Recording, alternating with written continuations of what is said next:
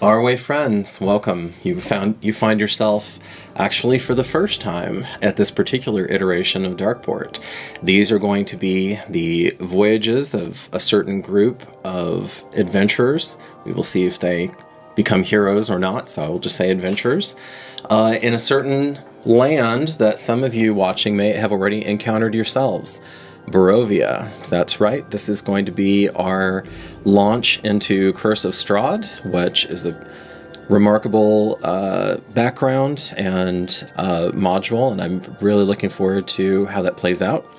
I will be running it largely as written. I have made some specific tweaks to it. However, importantly, I have not changed any of the infamously difficult combat. Oh, great. So we have that. We did go through a full, robust session 0 prior to this, but I just want to recap that for some of you who may not have seen that. So the themes that I'm going to be focusing on are control and resilience. So control in the sense of being controlled or having control of other people, like that. Manipulation, oppression, that kind of thing. Pretty heavy stuff. And then resilience, emotionally, physically, spiritually, kind of runs the gamut, and we'll see how that plays out. We did have a much longer conversation between the players and with myself about what themes each person wanted to explore, what they wanted to do with their character. So I recommend that you go check out the Session 0 video. And in that context, Caitlin, let's start. So we're gonna introduce everybody, both the player and then the character, and maybe a line or two about the character. Sure. Hello, everybody. I'm Caitlin. I'm really excited to be playing. My character is named Faren Mock, and she is a half-elf sorcerer. She kind of has the classic half-elf struggles of not being elf enough for elves or human enough for humans, and has never really fit in, which has given her a pretty sizable chip on her shoulder, and she's had to kind of use her charisma and charms and looks to get her way. So she's most comfortable when she is lying, manipulating, and deceiving. So she's a real fun treat for everybody. And I'm super excited to get to know her better and use her in this world and hopefully not die. Yay! Yay, not dying. I like it. I'll meet you halfway on deception. Remember that. All right, let's see. This is a colorful group for sure. Justin Roush. Hey, everybody. Good to see you again. I am playing a hill dwarven life priest cleric named Durgen Ogenshield. And apparently, I'm bringing everyone to. Hopefully, I won't Glasgow. Embarrass anybody with the accent.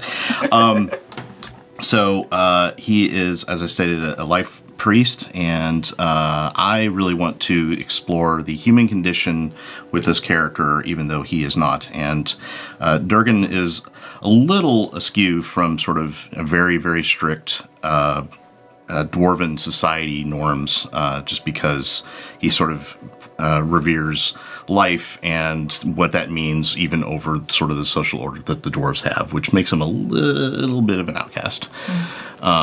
So looking forward to playing and having fun with everybody. This will be great. Yeah, no, it's great to have you in front of the camera, Justin, instead of behind the camera and having to produce. And thank you, Sydney.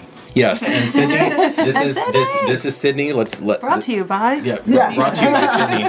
Brought to you by the voice of God. There you go. This is her production.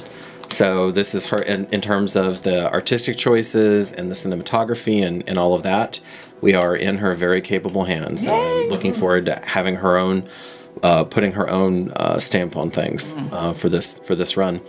Kenzie, welcome to Darkeport. Hello, everybody. And welcome to your first official gaming table, I believe. I know, yeah, this is my first one. But I think I might have a little bit more knowledge than the regular person who comes in for the very first time. I've done things in the past. You definitely have the table accessories. For yeah, she's ready. I have a noble background. She is ready. Nope, that's right. Your character did. Yeah, you did have the note. So, You remember. my name is Mackenzie. Nice to meet you guys. My character name is going to be Artexia Silverfrond. She is a wood elf druid. So we'll see how much fun we can have with that. But again, she does come from a noble background, and all I know is that she is truly neutral, and she does not like evil or good. So She doesn't like anybody. I don't like anybody. So Just can't be bothered. yes, yeah, I'm excited to dive into the world. It'll be my. I love you guys. You guys feel safe for me. So Good. yeah. That's a high compliment. That's the hope. And Kenzie, if you need any help, just you're sitting next to a pro there, so just ask Justin for whatever's there. Obviously, more than welcome to ask me any questions too you need as we're going along. I got you. Yeah, I'm sure. I've had something We'll change. play telephone. Yeah, I'm gonna get the wrong answer by the time it gets right. to By me. the time it gets to you, I'm gonna get it in advance. I'm gonna swing it around here. So, Miss Audrey. Hi, I'm Audrey. First time doing Dungeons and Dragons, but I've been with this crew before for Daggerheart and bringing a character back to life in a whole new world.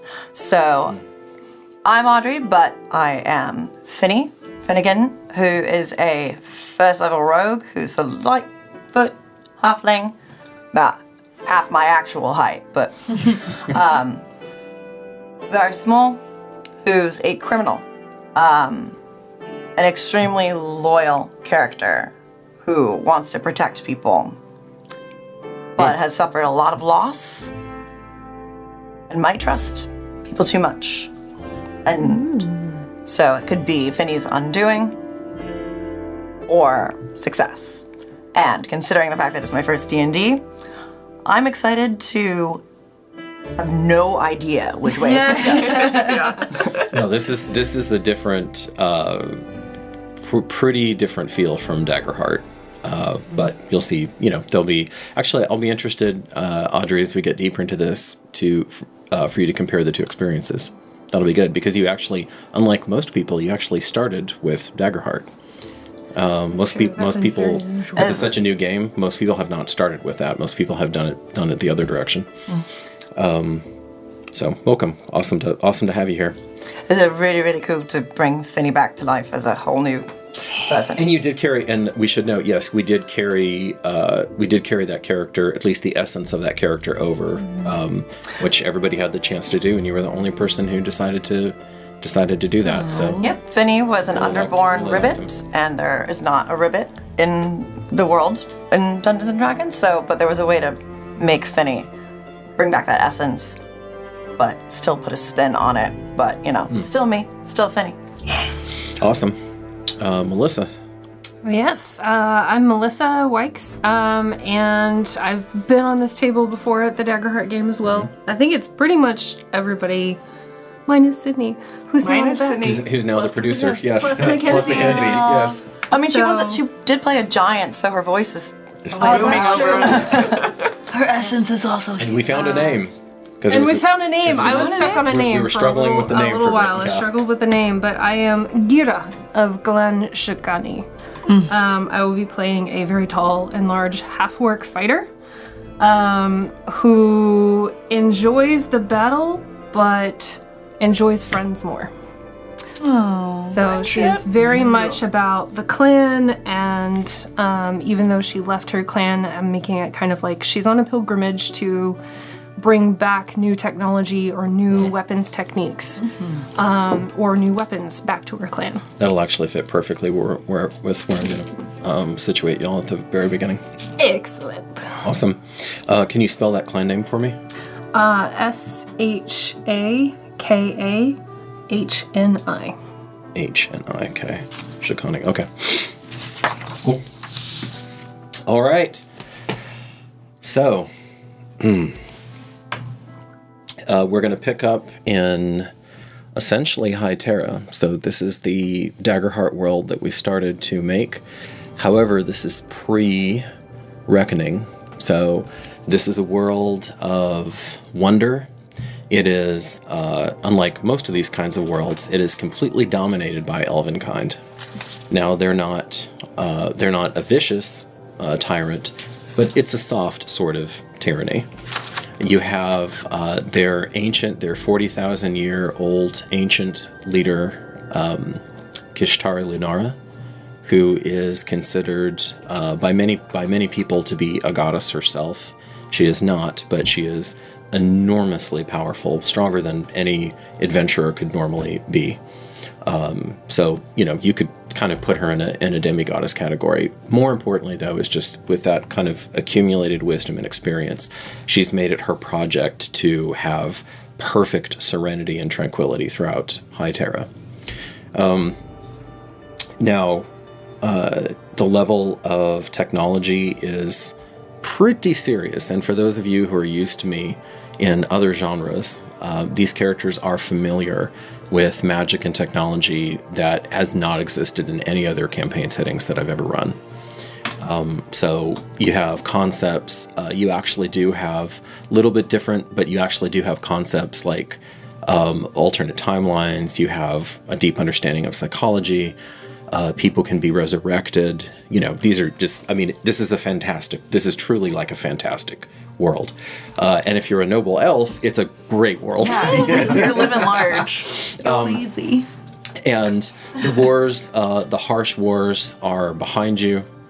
There are still perhaps pockets of disgruntled people, but for the most part, there has been a Pax Lunara, a peace, a great elven peace derived from elven kind for as long as any of these characters have been alive, even the elves, because y'all are pretty young. And we'll next time, I think I'll start each one by doing like a little character building thing. So maybe next time it's going to be how old everybody is. That'll be an interesting. Okay. We'll do multiple rounds of that, and once we're 20, 30 episodes in, you're going to know quite a bit about these characters, and I'll keep track of that too. So I'm do I want to do individuals or I guess we'll do it that way. Easiest one. So We'll see. Faren, well, we had talked about you being. Am I remembering this correctly? That she was going to be part of the diplomatic corps. No, we she was thinking about that. Okay, all right.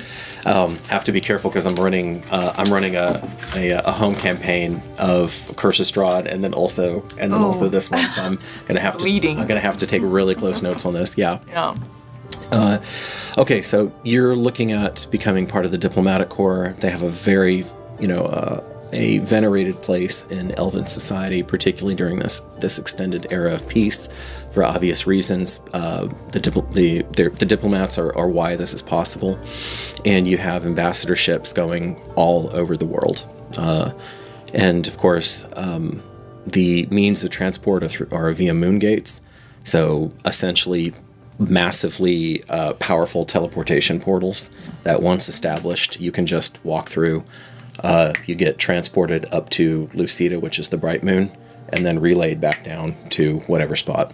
Ooh. So it's when I said high magic, I mean high magic. Yeah. And the elves have been laying these now for thousands of years. So almost every continent and every major city and many smaller cities have moon gates available.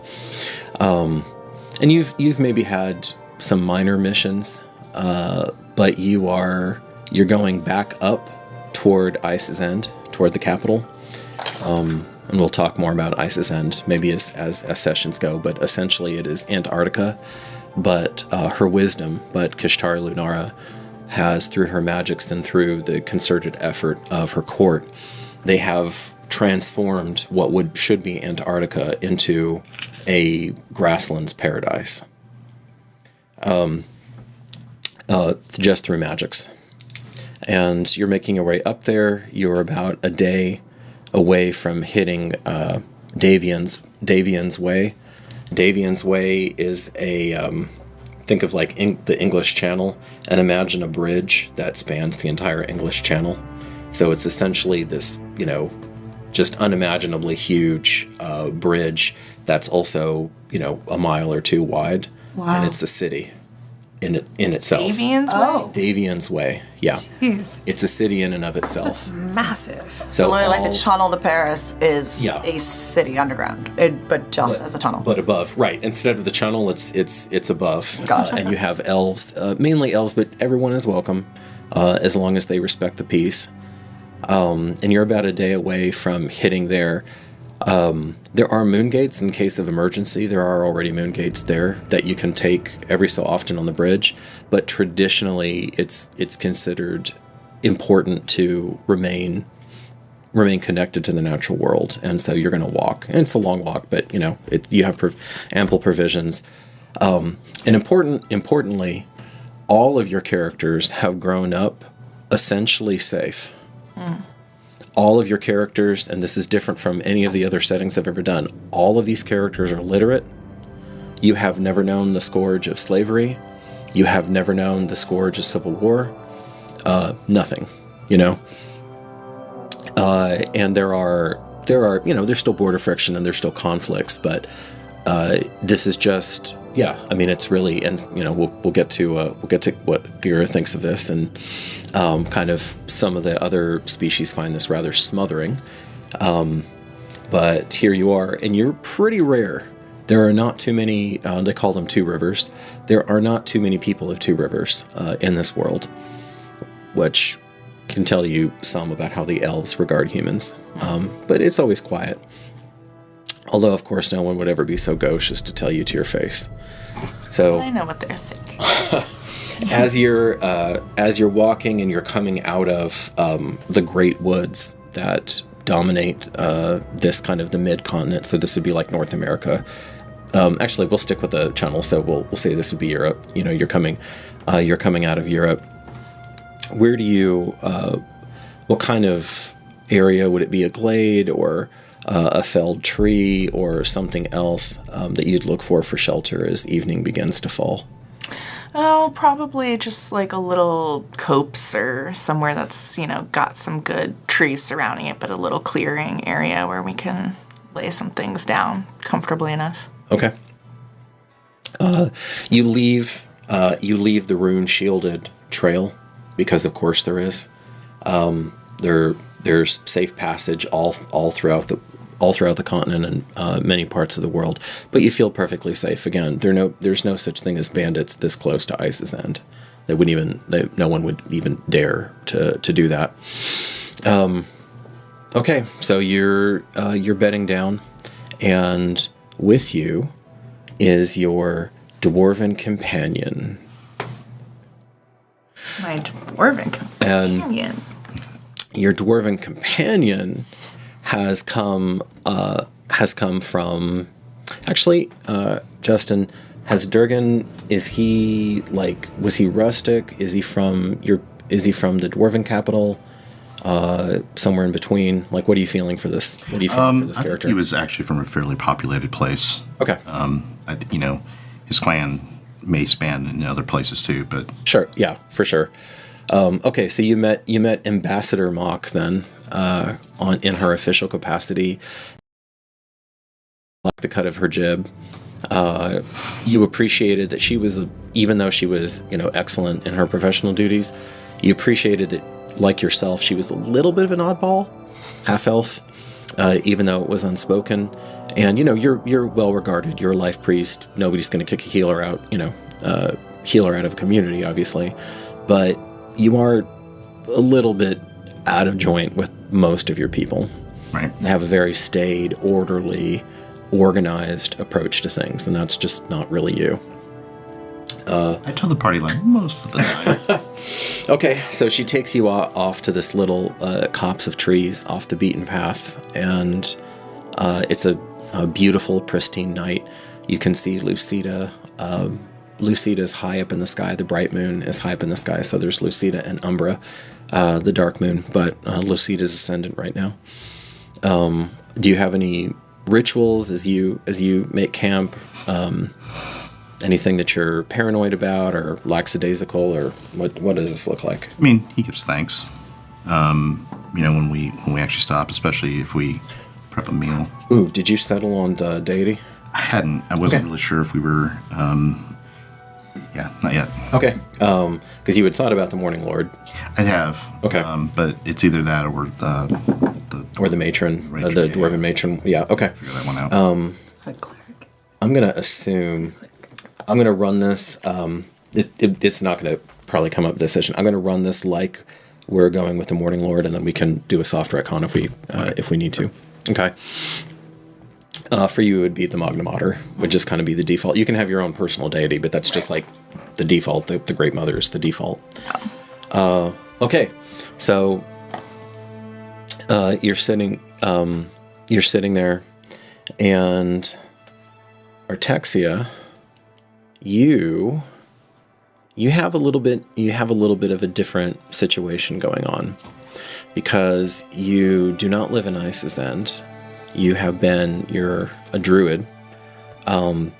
So you occupy an interesting place in Elvenkind in this world, because you're both venerated for having such a powerful connection to the Great Mother, Gaia, if you like, where you can actually feel her, like bodily feel her flowing through you.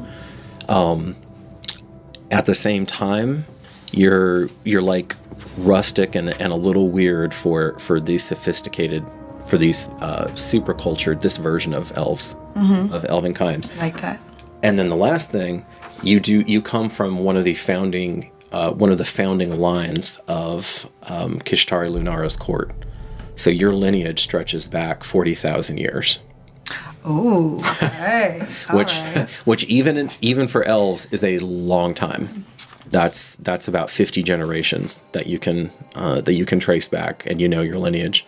No wonder we got money. So, That explains it. Mudblood. What is drawing you to this massive capital? Because you've never been there before. Why would she be coming to the capital at this time in her life when she's kind of been content to be in the Great Woods to this point? There is some sort of higher level magic I was wanting to unlock that I could possibly find in this city. You definitely could. Okay. Has she come on foot this entire journey? Has she taken moon bridges at certain times, or has she taken them at every possible opportunity, like extensively? What do you Well, think? I'm used to taking them at every possible opportunity I can, but because I would like to be a little more elusive, I like to travel. I do a little of both. A little of both? I try to be on foot as much as I can, but when I need to, I will take One of the moon gate. One of the moon gates. Okay. So you're debating when you get to Davian's Way, when you get to this great, bridge city, basically. It's the second largest city, aside from the capital. You're kind of debating whether or not you're gonna do the traditional thing of walking along the gate and taking that last kind of leg of the pilgrimage up to the capital, or if you're just gonna teleport, over there. Maybe you haven't decided yet, or maybe you have. But you should be there tomorrow. You should be there for pretty early tomorrow. So your steps take you to this small little clearing, and you see two other figures. One of them you recognize as a half-elf, unusual, not unheard of, but unusual. And then the other one, you see the short, stocky body of a dwarf. And I think you're what armor are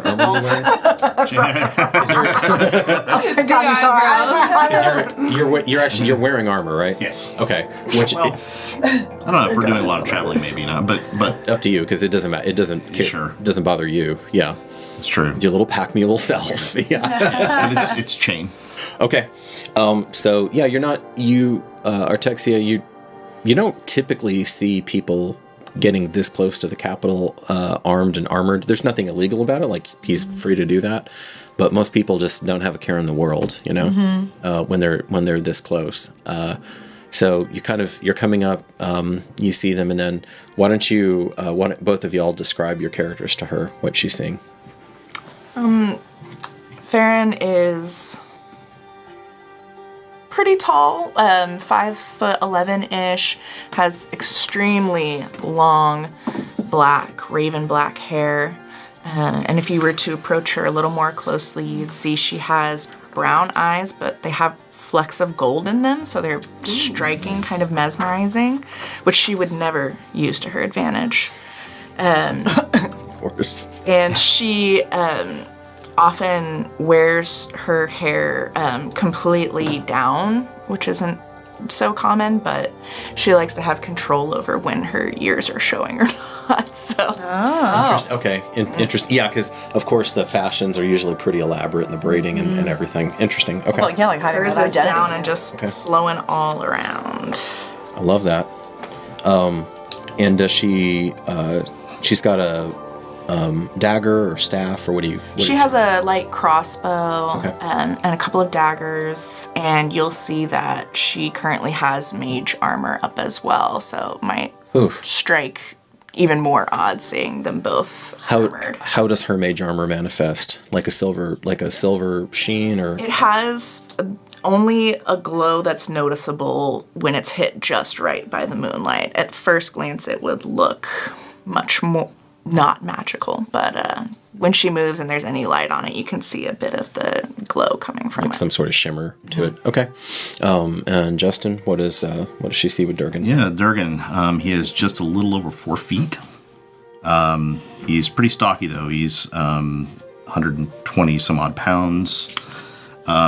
He's wearing chain, and for whatever reason, it looks like it's kept very pristine. Let's see, his hair. It's pretty long, especially with the beard. He's got braids in it. Okay. Like Braided beard. like braided beard. Yeah, I think I said it's kind of a auburn, maybe burnish, reddish color in hue. Let's see, where else are we going with this? I don't know. I kind of picture him right now like prepping food or something. Yeah. Okay. Like Yeah. over, I guess. So you've got a fire. You've got a campfire, right? You've got a fire going. You see their cloaks are, maybe their cloaks are spread out on the soft grass, that sort of thing. The Lucida is so bright tonight that you don't need anything else. Although above each rune above each of the rune guards on the main passageway, there are dancing lights that are just permanently there, generating. Of course there are. That are kind of like they're almost like these open air golden lava lamp lights Like at a movie premiere. that are going through. Yeah. We are so But spoiled. I'm not impressed by this because I'm used to this type of. Yes. Okay. These are actually dimmer than some of You're, the lights I'm you're used glamping. to. But you're glamping. You're glamping. The reason, but for these two characters, this may be surprising. Your capital city, Durgen, is nearly as impressive. Obviously with dwarven craftsmanship and their ability to enchant items and create damn near anything. Okay, and then as you pad into this glade, Artexia, what do the other characters see? As I go into the field. Yeah, this little. What you look like. What you look like? What are we seeing? I am slightly cloaked. I have, I think it's leather armor. Yep, I have leather armor on, and I have a cloak slightly hiding my identity a little bit because, again, I like to be elusive. So I am standing on the edge, and they see me walk out with a bit of my scimitar and my shield on me as well. Okay. Yep. She ready. Okay. I had just gotten out of a little battle with a fox on my way over, so Okay. I had to have my stuff out, and I was just about to put it up when I saw them. Did you butcher the fox? Like, do you have your own meat right yes, now? Yes. Wow, yes, okay. I'm only with Dude, that was my my question. Like, who won the fox? I get a feeling your character doesn't waste much. Like if she's going to kill an animal, she's going to use That's every right. part of the Even animal. the fur. Yeah. Yep, I'm going to Okay. repurpose that. What color is her hair? Have you decided? If you haven't decided, that's fine. Yeah, I have. I mean, I could just say black, right? Okay. Or whatever. Dark brown. Yeah. Raven like hers, or jet, or with like gold highlights, or how do you want to? She's like, highlights are an option. Streaks. The balayage. Yeah, I have Of like a gold balayage. and then like a light brown at the bottom, and it goes up to you're- a dark brown. I mean, our frosted tips. you're ancient. Even though you're a wood elf, like your bloodline is ancient, so you could have any kind of weird trait, really in it. Like, should I have like silver hair or I was something? gonna say, yeah, you can have like those, like that really gorgeous, like silver streak. Silver hair. I need a wig now. Okay. the next So you're, it's rare, but it is. I mean, this is a known thing, so it's funny. You actually have the same. You actually have the same kind of hair that her wisdom does. Is it all because she all of has- her hair or just the streak? No, all of it silver. Yeah. Yeah. So, and the way that her hair is described is that it's as though the goddess herself collected the moonlight and condensed it into a mane of hair for her handmaiden. Oh my goodness. Okay. When I see her coming toward us and I notice the hair, I just kind of Right. What? stand up. Yeah. Okay, you pad in, and you have this thing of where you see someone who has the look of one of the court nobility, and yet she's carrying a fox carcass that she's partially skinned already. There's a little bit of blood on her leather armor. She's gonna clean her scimitar off pretty soon. Okay, how do you greet her? Well, you won't need that here. What I wasn't planning on sharing it. Wait, we're talking about the fox. I'm sorry. Well, we're talking about your weapons you got out. Oh, if it bothers you, I can put it up. Here, just don't worry about it. Hold on. You sheath it. Okay. Is that better? Aye. Don't that's better. believe we've met before. You guys are a bit of an odd pairing to see out on the edge of the town here. And we're an odd pairing wherever we go, so don't worry about that Aye, part. that's true, it is. I am Faren Mock. Artexia.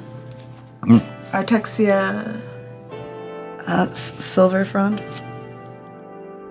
That would explain the hair. A Silverfrond. It's very good to meet you. You as well. And you are? You can call me Durgen. Come, sit down. I don't know if I have enough time to sit with. I have to. You see, I have dinner. I probably need to. What, are get you going. going to eat it raw? We've got a fire going. The fire does look tempting.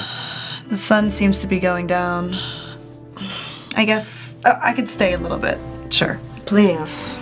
And I just gesture over to a log or Okay, whatever sure, nearby yeah. stump where we're sitting. Okay. We have a spare log. I know it's not what you're used to, but To be fair, I was picturing a spare log actually. Sorcerers, I don't know if you got like logs. log and snap and it's on Lots fire. to spare. So, as this unlikely trio is meeting itself, we have an interesting duo making its way. So instead of coming through the rune-guarded road, y'all are actually coming from the west. So you're coming through the Great Woods. You know that you're very close to Davian's Way. Much, less than a day. You should actually probably hit it about high sun tomorrow. But it's getting dark, and you've had enough experience with creatures out here that it's not necessarily dangerous, but you don't want some bad incident in the middle of the night. So you're kind of looking for a place to come down to, and then you see a campfire up ahead. And why don't you describe your two characters, and then obviously, Kenzie, just listen in, because even though your character hasn't seen them yet, that way we don't have to describe them Right. twice. Yeah. Melissa, let's start with you as you're walking through. What would the audience, what would the camera we're walking see? together? Yeah, you're together. You've been traveling. That makes perfect sense. The way you described your character too. Besties. Probably. I wasn't sure. I wasn't I sure think y'all it's were gonna gonna. fit well. I wasn't sure y'all were gonna know each other until I heard. Yeah, until I heard that. Old habits die hard. That's right. That's fair. So Gheera is a 6'3", well-muscled female orc, half orc technically. So she's got very grayish green skin, kind of like the color of sage. She's got really dark hair, braided all the way back. And As you can see here. I know, right? This is the one thing I can do. I can do the braids. And the sides of her head are shaved clean, and you see tattoos of orcish writing and decorative. So part of the markings, you're a dwarf, and one thing I learned was half-orcs' written language is just Dwarven. So a lot of it looks decorative, but that's clan markings.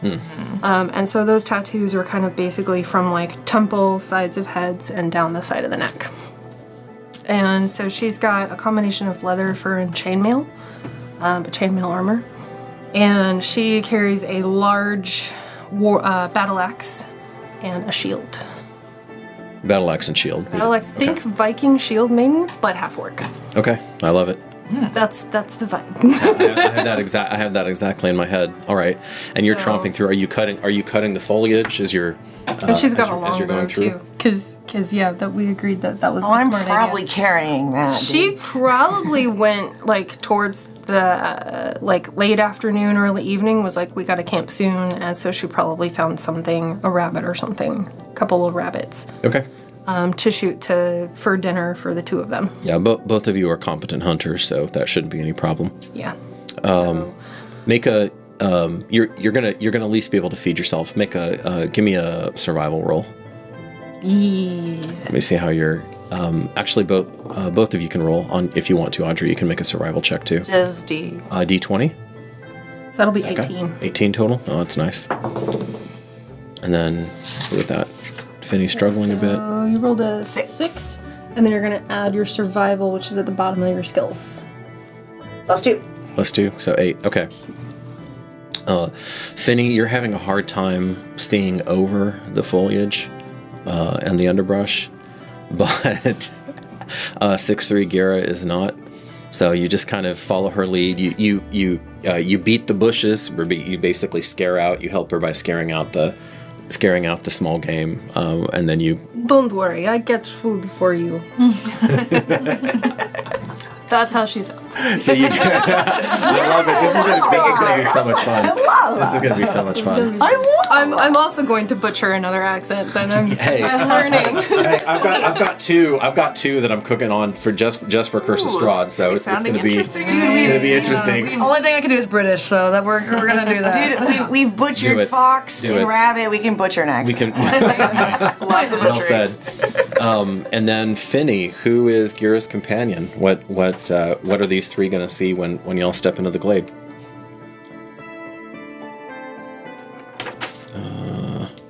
I could have seen this a lot faster if you just let me run ahead. Why do you have to cut everything?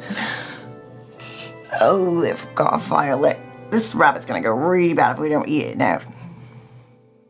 Yeah, describe your character. What do you look like? Sup, What does my Finny bad. look like? Finny is as said, cannot see. So Finny is a little 20-year-old, about 3 feet high, whose backpack, probably like a golf caddy almost. You're carrying your weapons, like I'm rotating them out in my backpack. That's like bigger than my. The only thing I get to is like shine my boots to keep me grounded.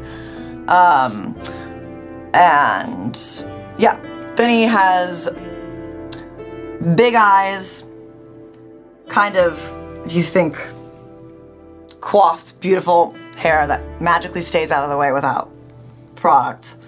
And all the layers that change with the weather to be light and dexterous.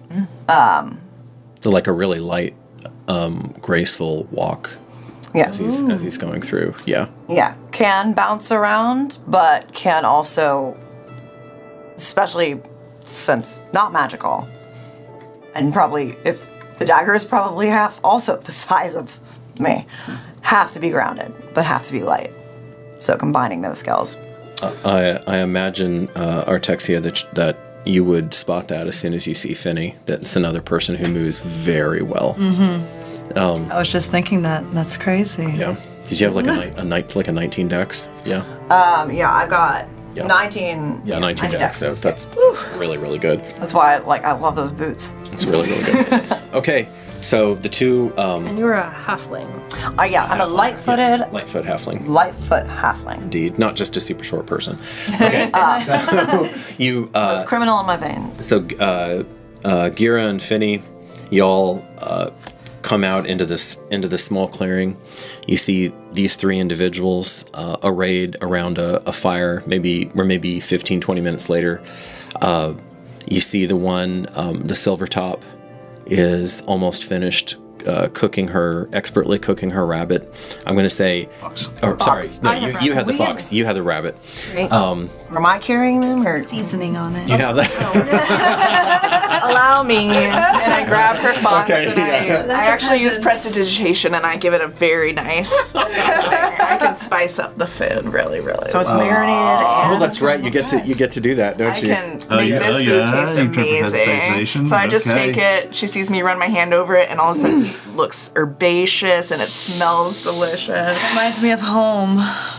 Well, I'm glad to help.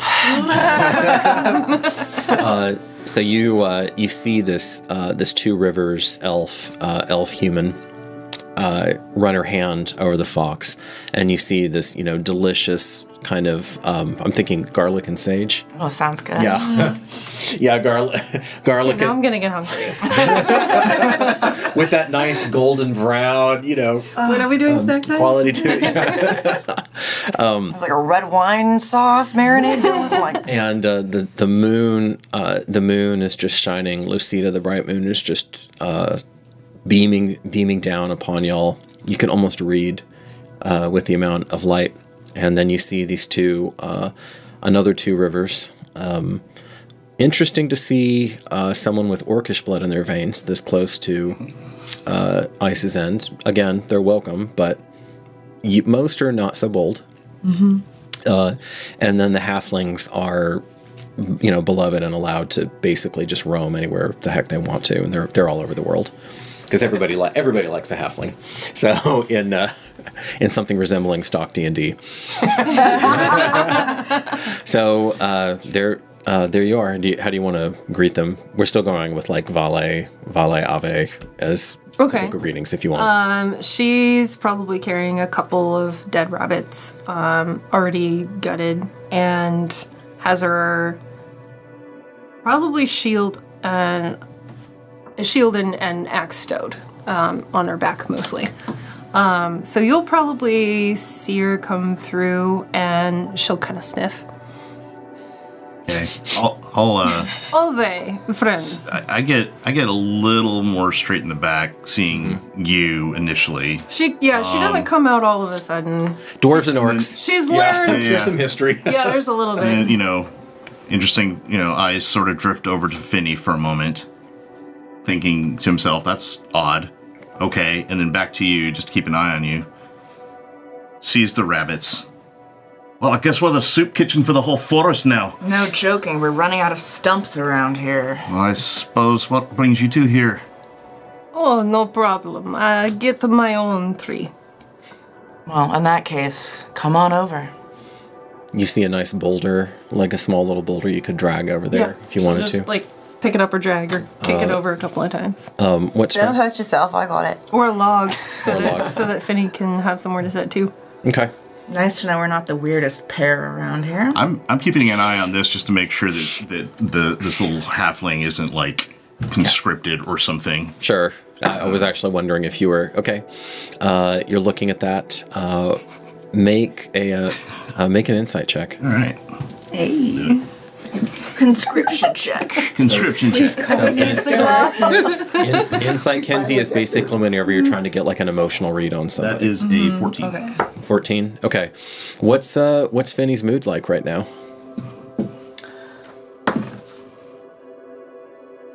It's not like you're carrying a whole bunch of her stuff, right? Well, there's that. Finny kind of wants to know if we're continuing on for the rest of the evening or if actually we're setting up camp.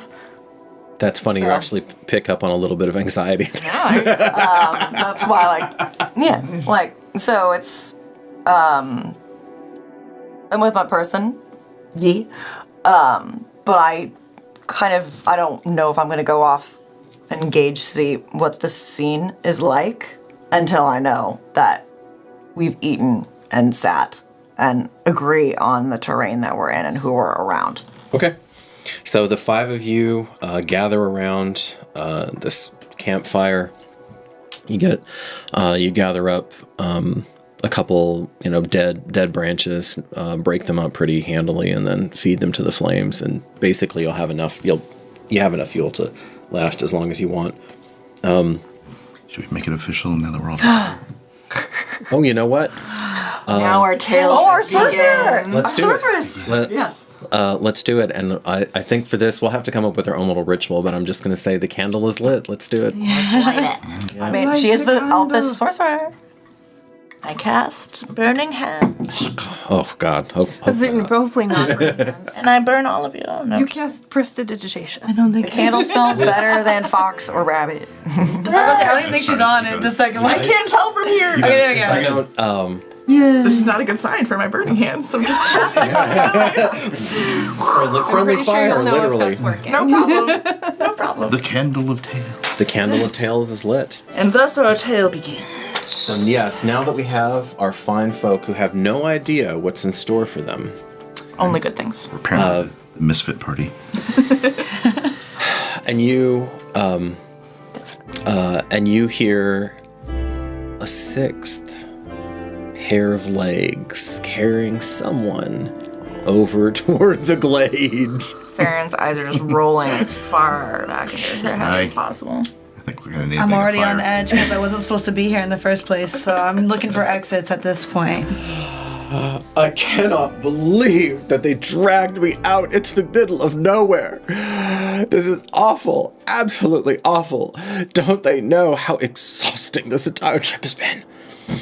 And you see a fairly well-dressed, tall, lean, full-blooded, blonde-haired high elf come stomping out of the foliage, brushing himself off. He's wearing some sort of robes. It's hard to tell, maybe like a blue gray. And he wipes some non-existent sweat off of his high brow, and then comes tromping in. Oh, good! The first signs of civilization. I thought I was going to die out there. And Does he have any features that I would recognize as being from a certain group or clan or? he looks like a relation of Lord Theodulf from Haven, maybe. Mm. And if so, he's a long way from home. Mm. And he comes up. And he's alone? Yeah, he's alone.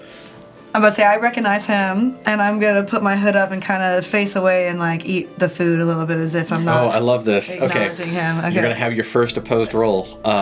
So your choice, you can either do this kind of socially where you're moving, or you're just physically controlling his line of sight. So you pick either deception if you want to do it socially, or stealth if you want to do it physically. To hide yourself. I'm going to do socially, and that would Socially? be D20. D20, you roll a D20 and then add your deception bonus to it. Okay, so we're going to put that.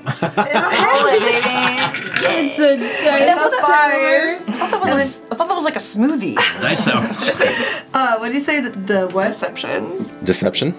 Yep, so you add 5 plus whatever. Okay, so just +1. Yeah, so 6. 6? That's so great. Yeah, he only got a 7 actually. Okay. So for a while, this man, this elven man, kind of plops down. He looks and he looks at you. You get a second look, and then And she'll smile and wave. Oh, they. You're probably used to all of this, but of course, that's just wonderful. This is exactly how these things would turn out. And he says, "It's like, whose idea was it to not label that second moon bridge?" And he's looking around. I can't just stand. I'm dead on my feet. Gheera's gonna get up. Would you like me to get a log for you? She'll go and find one. And then she'll carry one on her shoulder and plop it down for her. Rips the whole tree out of the ground. Sounds like you will have some difficulties. Please I furrow my brow and kind of watch that curiously. He sits. He looks at it. Can any of you do that? Can any of you press to digitize this log? She rolls her eyes way back into her head again. Sure. And then I wave my hand over it again and I just create just like a puff of smoke, like not at all what he was asking me to do. Oh, that's right. Well, A for effort there. Don't worry, next moon gate is gonna be reached easily by tomorrow. You'll be off your feet soon. Oh, good. He sits down, and I. Might we have the pleasure of your name? Oh, me? Oh, well, Morgathi, if you must know. Durgen. Right. Durgen. Right. He looks. Do you keep your clan? Do you have any sigils of your clan or heraldry of your clan, or just your deity? That's a really good question. Because I'm going to give him a history. If you have heraldry, I'm going to give him a history check. He might have some of that out. Okay. I mean, as far as I understand it, so clan names are sort of like earned, and so it kind of speaks to what they do and not just their last name. I mean, it's not like a family name; it's a clan name. Right. So. No. Yeah, you share it with hundreds of hundreds of dwarves. Okay. The Ogenshields are often pretenders of life. So. Oh, well, you're a far clip from home, aren't you? Huh? An Ogenshield. What, you're going to go up to Ice's End then? Lottie, that's the plan. Huh. Well, all right. You know what? Since you got me a seat, you can call me Morg. Morg, my friend. And you are? I am Gheera. Oh, of course you are, darling. Of course you are. Gheera. Well... I scoff in my corner, knowing just how pretentious this person is. And then when he hears a scoff, he looks over, and a little Lucida betrays you as a little glint hits your hair. He looks over. My lady, Lady Silverfrond, really? You have gone so far? My goodness, all the way up from the southern climes? Is that you hiding under that interesting little hood of yours? I wouldn't say that I'm hiding, for one. Of course, Domina, of course. Yes, I've just been doing a bit of traveling. I wanted to see the world for a little bit, yes. Yeah. Oh. Did bandits set upon you, or? I see a little bit Are you asking because of... blood and... Well, no, I was helping my friends here to find some dinner. Yes, so... we needed help. Oh. And that's her, like, come on, please give it that height. Finny interrupts and said, dinner, it's a fox. Fox blood. Oh, well, it smells delicious. Oh, did the help kind of prestidigitize that as well? Oh, yeah, she was honestly able to do such a wonderful job for dinner. I know! I didn't even have to ask her, she just did it on her own, so... I've just always wondered, one of these decades, my lady, I'm simply must get around to learning that cantrip. It makes life so much more bearable. The character looks at you and says, diplomacy, Durgen. Swear. She stands up and just walks to the road. Someone better just keep an eye out so no one else tries to join this little party. My character looks at you and says, We could just think we of this keep as the a starter camp. I assume you've been. Oh yeah, I'm already munching. Yeah. We're already like. My character you're says, like can we keep the rabbits to ourselves? You're like a rabbit and a half deep now. Oh, yeah. I feel like okay. This person is now actually sitting down. How tall they are is like actually sitting down. They're at closer to Finny's eye level. So Finny's able to kind of glare without rolling He's about like his eyes at this point. he's about 6 feet tall, which is not unusual for a So like high elf. sitting down, he's like borderline almost halfway. Yeah. Maybe. And he does for all of his pomp. You see a kind of a utility dagger. Also on his right side, one that has several gems and runes carved into it that is going to work as an athame for as an arcane focus, most likely. Looks like he's a man of letters because you see scrolls, inks, some sort of book, actually several tomes that have been stuffed into a backpack. And he must have some strength to his body because when he shrugs it off, you can hear it kind of go down. Oh. Do you do neck rubs? She kind of looks down at her hands. I do not think you want me to do that. Oh no, I want your hands all over my body, darling. Those hands, one of those that would just cover the whole shoulders and neck situation. It would be wonderful. Perhaps if you paid us some gold pieces, you'd be able to...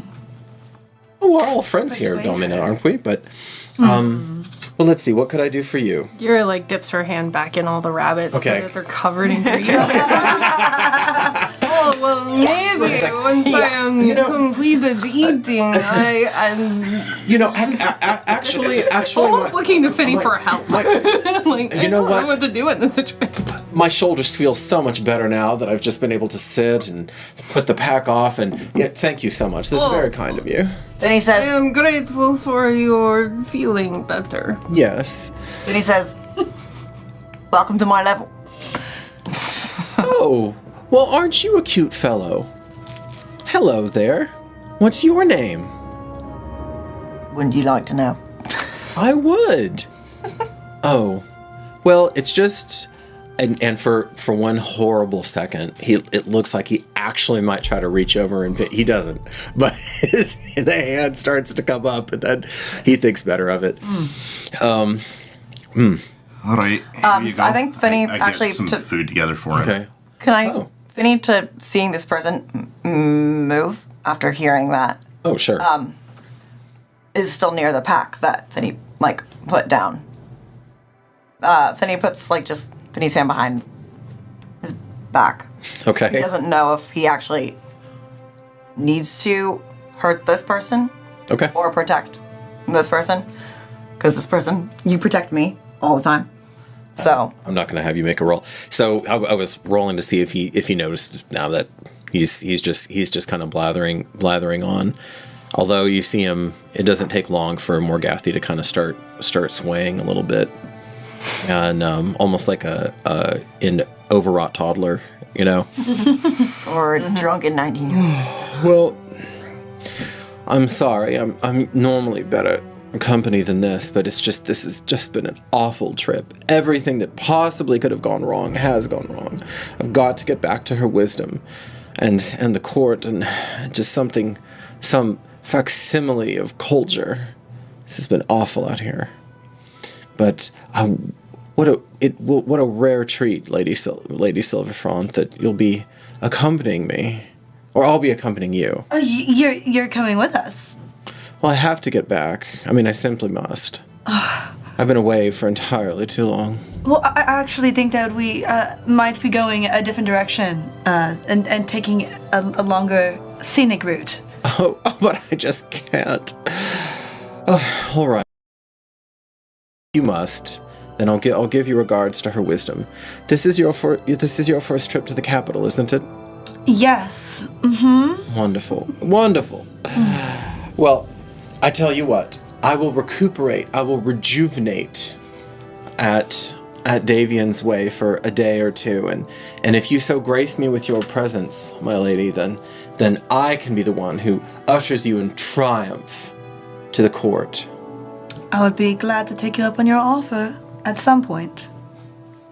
And he looks over and, proving himself to not be a complete fool, sees, unless you've taken it off, sees basically your sigil. That's just a pin. It's pretty subtle, of the ambassador corps, of the diplomatic corps. I have it on. Yeah. Okay, you have it on. So he notes that, and you can kind of see his eyes go to it. And the different embellishments essentially tell you kind of how senior the person is at the corps.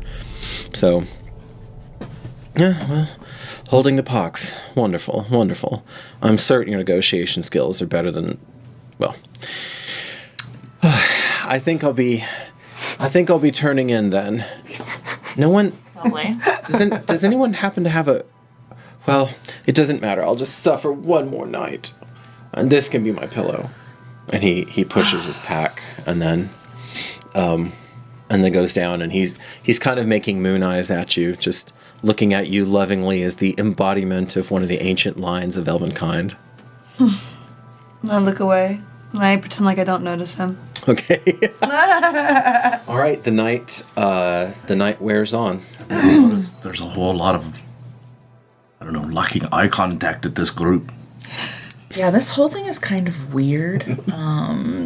How far do you think we should travel by night? No, you're right. All right, we're not going to do that. But kind of not sure about this group, especially that one. Andy snores great. Love that. Love that. Well, the other one that normally likes to get out and meet more people than I, but I guess this is about as honest as it gets. Yeah, you're not wrong there. Okay, well, you see her mage armor drop. There's a little glitter as it goes. So sleeping shifts. Yeah. All right. Okay. What provisions? That's good, Justin. What provisions do y'all want to make as you go to sleep? So you'll sleep in shifts, and from being with her, well, elves, and she only needs a certain amount of time to recuperate, basically to be in like a semi-trance, less than a human and less than you. Although, what's your con? It's pretty high. It is. These characters are really strong. Yeah, 17. Okay, so yeah, you're fine. Artexia, are you gonna turn in, or are you just gonna kind of slip into that semi-meditative state? I am going to do the semi-meditative because I don't know these people, and I need to know if I need to leave. You want to be aware. Tonight. You want to be Yes. aware enough. Okay. Yes. Okay. Are you staying kind of in that circle, that unspoken circle, or are you gonna go out? Like you stay within the campfire light? I am going to stay because the woman who has already noticed me is staying as well, and I don't want it to seem weird. I've made them seem like my companions. Morgathi's a man. Oh, fuck. It's just a really annoying guy. Yeah. I love that. I love that though. That's actually great. Okay, you know what? Is this weird? I didn't notice, darling. Okay, because of that. No. Because of that, you mistook him for his even more odious twin sister. Yes. And you're not going to see that it's Morgatha. and you're not going to see that it's not Morgaine until the morning. Okay. And then you'll see. So you think it's Morgaine right now. Okay. So I'm holding up the facade. Yes, these are my friends, or so I've said now at this point, right? And Morgaine, the last time you saw Morgaine, she was desperately trying to convince you that it was time for you to select a mate, and in fact, she had just the person for you. Oh, that makes a lot of sense now. Why am not there? Okay, so you're kind of trancing out, and Arranged marriage, time for a walkabout. you're actually out basically. And of course, this part of the nobility, you've been hearing this your whole life. That's the nothing new. You're gonna come out of your trance during the night, so you'll actually have some time to contemplate, to think, maybe to journal if she does. To prepare herself for the next day, all that stuff. It's actually really nice because it's just so still and quiet. Yes, at I that love time. the peace and the silence. And even though your character can deal with other people, I get the feeling that she really enjoys that solitude and the quiet. Yeah. Okay. Finny, how do you and Gheera typically bed down? I believe that since you've been the one eating all that jazz, you're probably gonna get a food coma. Oh, yeah. Want to sleep, No, especially. she probably hasn't eaten that enough Yeah, to be in a food coma. but That's more like a decent okay meal. I think Finny would probably check in if Gheera trusts these people. Like, do you want to sleep first and I keep watch, or reverse? Gheera is probably kind of reading the room to see if anybody is really leery of her. And especially, she'll probably be in this normal state of when she comes into people who are not half-orcs. It's like, okay, if they're leery, I'll fall asleep first. Wow. Okay. Interesting. That's not what I was expecting. Like, she's used to doing that. And, or at least she'll just kind of relax even if with her eyes closed, and even if she's not actually asleep and not actually tired yet, she'll start working in that direction. Okay. So you're showing you're not a threat. But if nobody also is doing anything resembling a watch, she'll kind of do that, but keep her ears very open for at least an hour, and then kind of drift off. What's your con? My con is 16, so 16? it's a +3. Yeah, you're fine. Okay.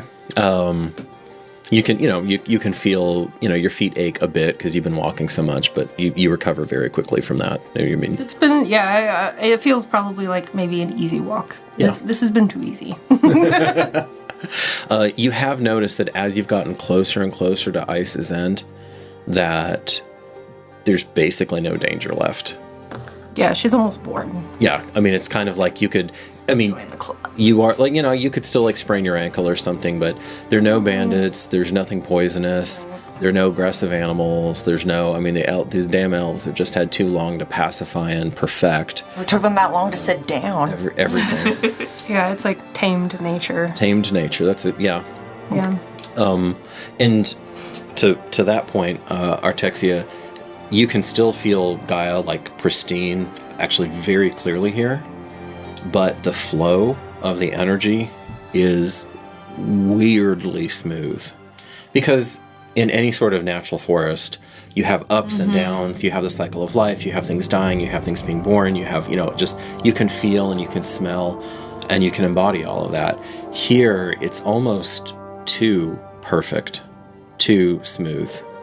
Not bad, just it's noticeable. Striking. Yeah, it is. Okay, and then Finny, so if Gheera is quote unquote sleeping, then I guess you're staying up for a bit. All right. Yeah. Then you were taking first watch. Yeah, so I do want to be up kind of first thing in the morning too. So. Okay. So first watch and then sleep and then up. Y'all because you have this down. You started basically at nightfall, so you can even get that first watch in. She'll be done basically with what she needs, and then you can get pretty much a full rest in and be up quite early. How tall are you again? Just a little over 4 feet. 4'3". A little taller. 4'3". Yeah. I think Finny notices that, like, the shorties are keeping watch first. That's funny. Is it a designated height per character, or do we just make that up ourselves? Just kind of make it up. You kind of make it up by, like, your species. Yeah. Okay. So, like, a wood elf, you're going to be one of the smaller versions of the elves. Okay. The high elves are going to tend to be the taller, like the more Tolkien-esque, elves. So, like, typical range for your people would be between 5 and 5'6". That ain't short. That's me, baby. So yeah. That's me. She as tall as me. Do you know the height you want for your character? 5'2". 5'2"? Okay. I know it well. Would you like to see my ID? Finny's the shortest I've ever been in my life. She came out taller than that. So I probably did. yeah. And I think before tucking in, Gheera would have mentioned generally to the room of or the group of awake me when it's my turn for watch kind of thing. Okay. She'd be like, I'm expecting to do a watch, but you guys decide. I'm gonna say you you feel Durgen's unease, but it doesn't feel dangerous to you. It just feels like a natural caution of a seasoned traveler. Yeah. She's probably run into dwarves before. Yeah, sure. You're.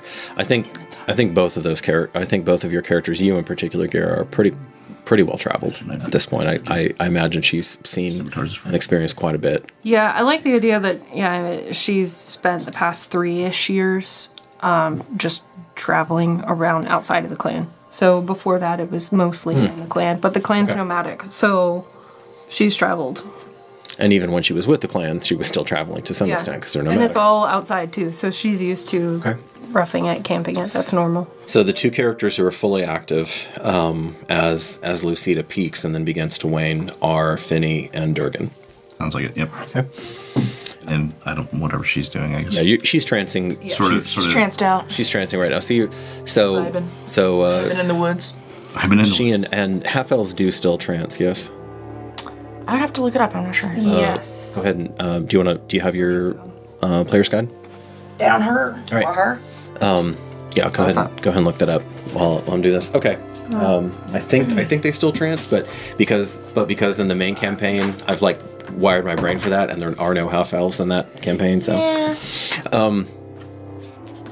we have these two characters, actually, and you're staring at Finny. Finny looks pretty relaxed now. Like you don't think your earlier fears. You don't think it's the worst case scenario. Right. Well, and for those of you who are watching this as a podcast, Audrey just leaned back and put the arms all the way out of the body chairs. Feeling good. And Well, Audrey's arms are longer than Finny's whole body. So. Do you want to strike up a conversation, or are you just going to be in silence?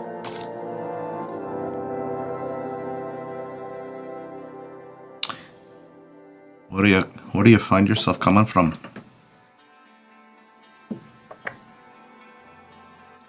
I haven't found what I'm looking for yet.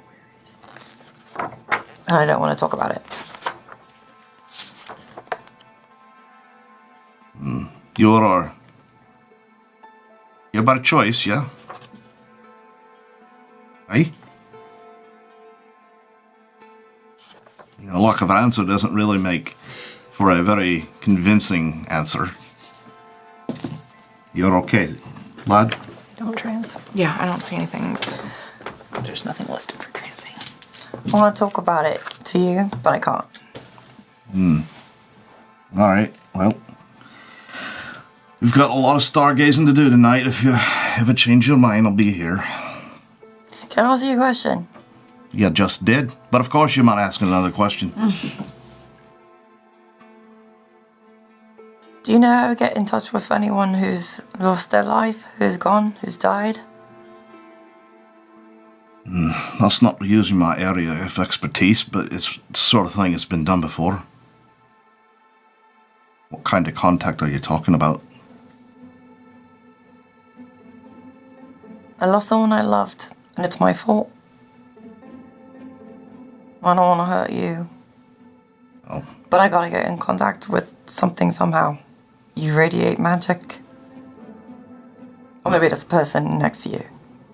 Well, I just hope I just try to guide the souls into the life that they live, and maybe what you need is help, not so much reaching out to the dead. We can talk whenever you're comfortable. For as long as we're here.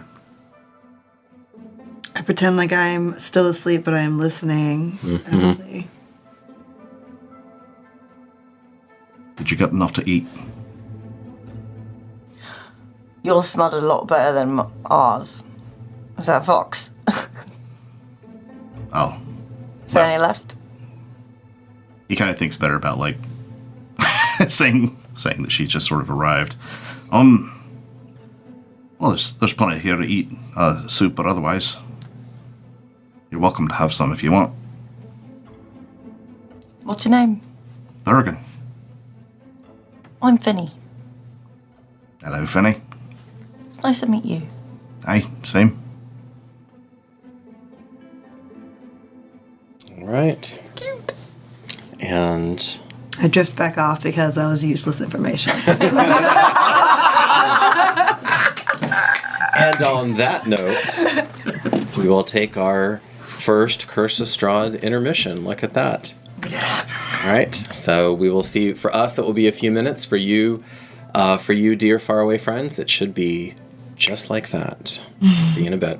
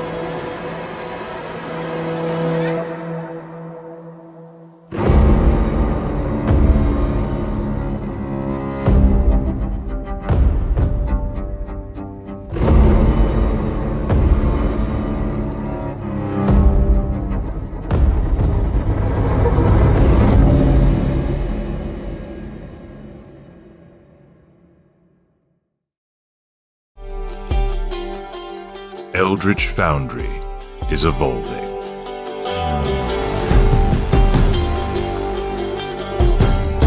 Bringing you a virtual army of miniatures like never before in full tabletop-ready color.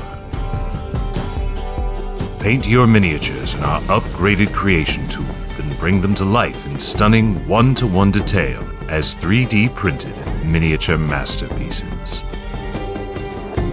With complete control over your digital color scheme, you can point and click for simple color fills or go all in on highlights, shading, brush techniques, and more.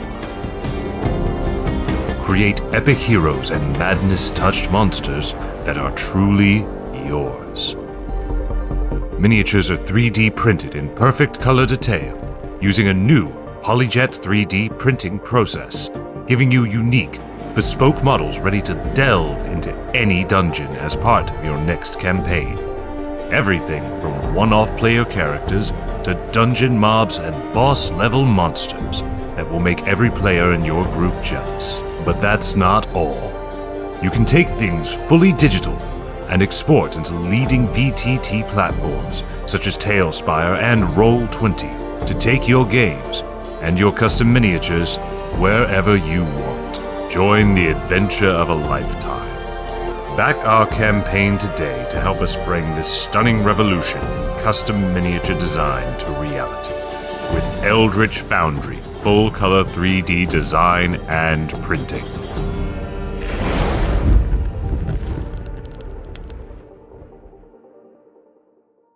Greetings, weary travelers, and welcome to Constructed Chaos, a channel dedicated to all things D&D, including live play streams and podcasts, 3D printing, painting, crafting, homebrew content, and guides for players and dungeon masters alike. Join our Discord for even more special benefits, announcements, and free downloadable content. And until next time, go out there and make some chaos.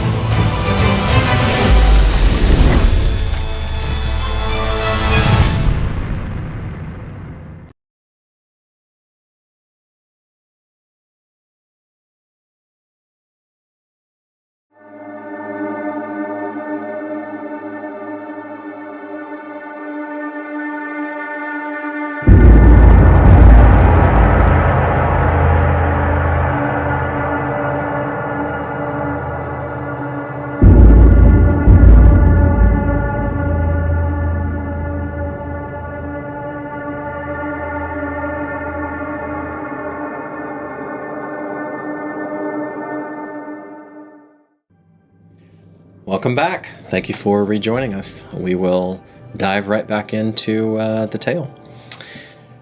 So, we had Durgen and Finny doing a lot of stargazing, and as the night wears on, temperature drops, gets a little colder. Nothing unusual about that. There's a little hint. You're so far north that there's a little hint of what it used to be like before her wisdom tamed all of this portion of the continent and reclaimed what should be icy tundra into lush grassland. Artexia, your rest begins to become more disturbed, and you had allowed yourself the luxury of actual sleep, which you don't always do.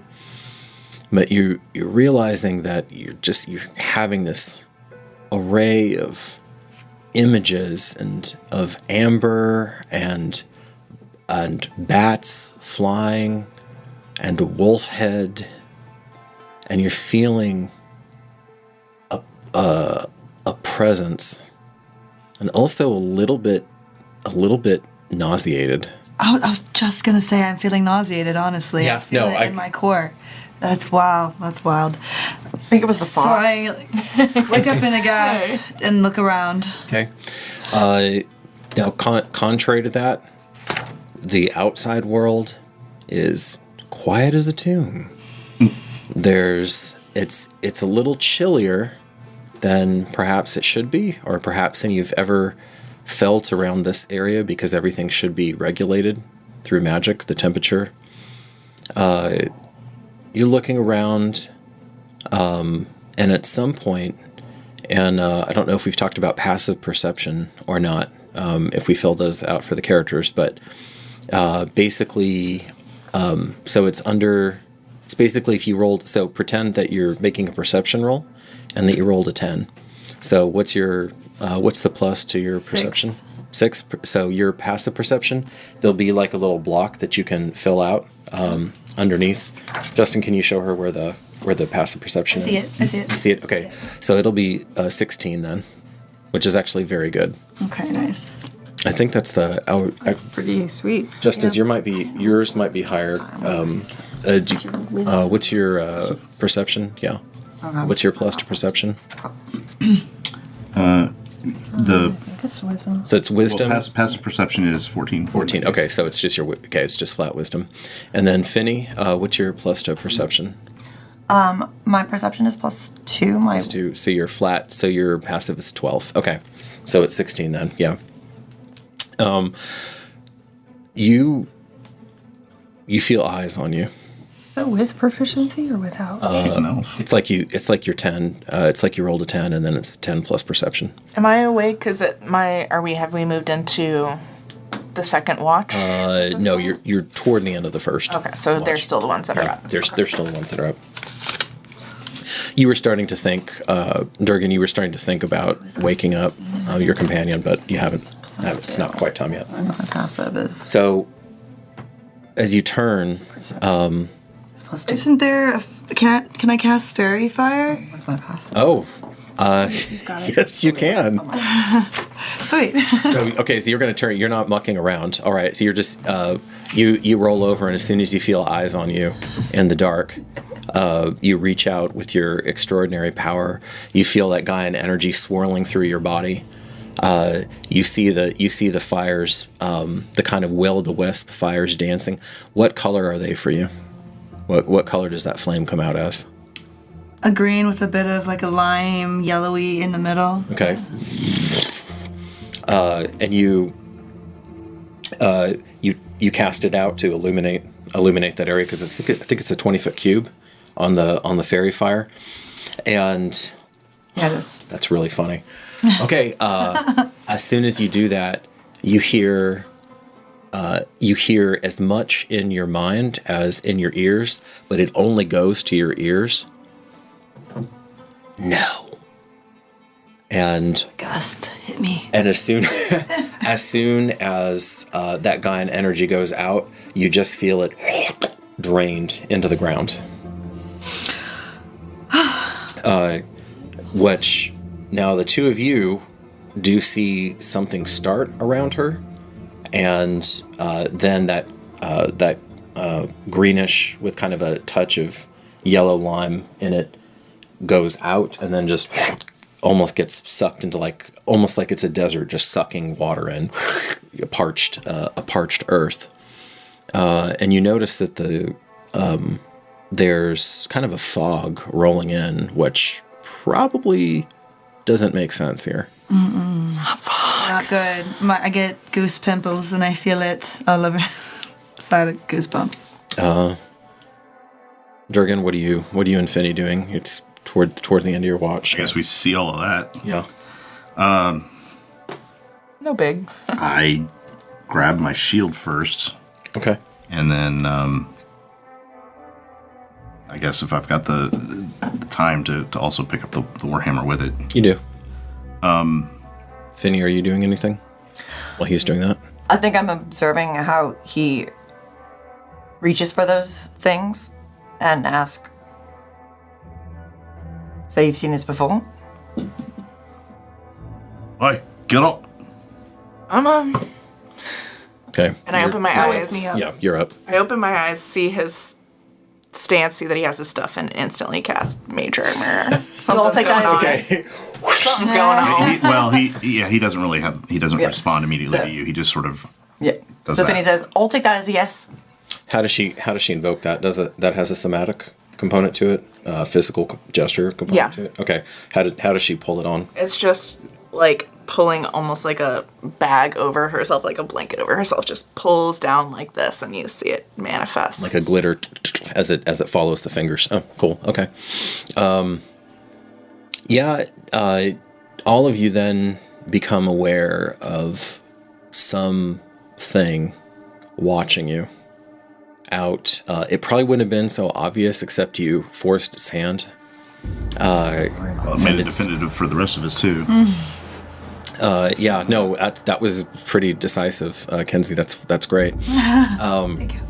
So there's an area that's blacker than black, where the light of Lucida doesn't seem to penetrate.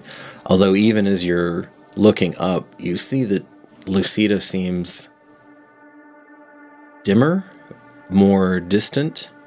And if you want to, you can make a nature check. Anyone can make a nature check if that's something your character would pursue. So all, not just one person, but any. Yeah, anybody who Okay. wants to. And that's Yeah. D20? D20, and you're going to add your nature, your plus of nature to it. Gheera is probably gonna sit straight up, immediately reach for a battle axe, and I think it's you're in just her ready. hand. Yeah. And she'll like almost basically get up as quick as she can. She'll be scanning the trees. Okay. Can I do that instead of look up? You may. Yeah. Go ahead. Perception. 3 plus 2. So 5. Okay. Yeah. You're not sure what to make of it. He rolled I got a 15. 15. Okay. You're still 14 on the perception. So you're still kind of like just if you're looking processing at it, what happened and how awful it felt. As you sent your energy out, because when you went out to touch it with the fire, something touched you back. It took from me. I feel almost drained a tiny bit. And just a little bit. It's almost a blessing. It's almost a blessing, Kenzie, that it was just grounded out instead of that interaction, that bad interaction continuing. With the 15, you look up and the moon looks funny. It's still bright, but it's muted. And as you are you gonna do you take your eyes off the darker than dark patch to really eyeball it for a second, or are you just gonna wait? Okay, so perception. I want to take my eyes off the patch for just a moment to see if I can. Maybe I'll discern something from that. I want to know if I can see the other moon still. Okay. Umbra. Umbra, yeah. So you glance up. Okay, so you're looking for Umbra first. Yeah. You do not see it. Okay. All right. Okay. Does the moon look right? You don't have unless you're willing to Stare at it for a round or two. You won't be able to make that determination. Let me know if you do. With the 14, you look around. You don't see foes there, but what you do see is a much heavier fog than her wisdom would ever allow to creep into anywhere near the capital. With her background, having lived farther out in like the wildlands, would she have seen? Does this look natural to her?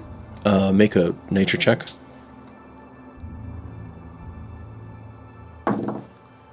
19.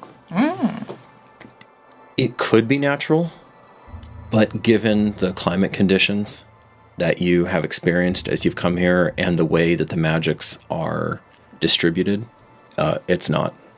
Okay. On that high of a roll, Melissa, you can also feel that the wind, and might be a moment where the hairs on the back of your neck stand up, because the wind is coming from the wrong direction. Okay. Faren says, "What the reverse fuck 90? is that?" And you see her rear her arm back and just toss, and a ball of light comes from her hands and shoots into the dark spot. Okay. With dancing lights. Okay. Just sending one orb out. And it just gets swallowed. So once it hits, it's just out. It's just gone. Like you're throwing it into a black hole.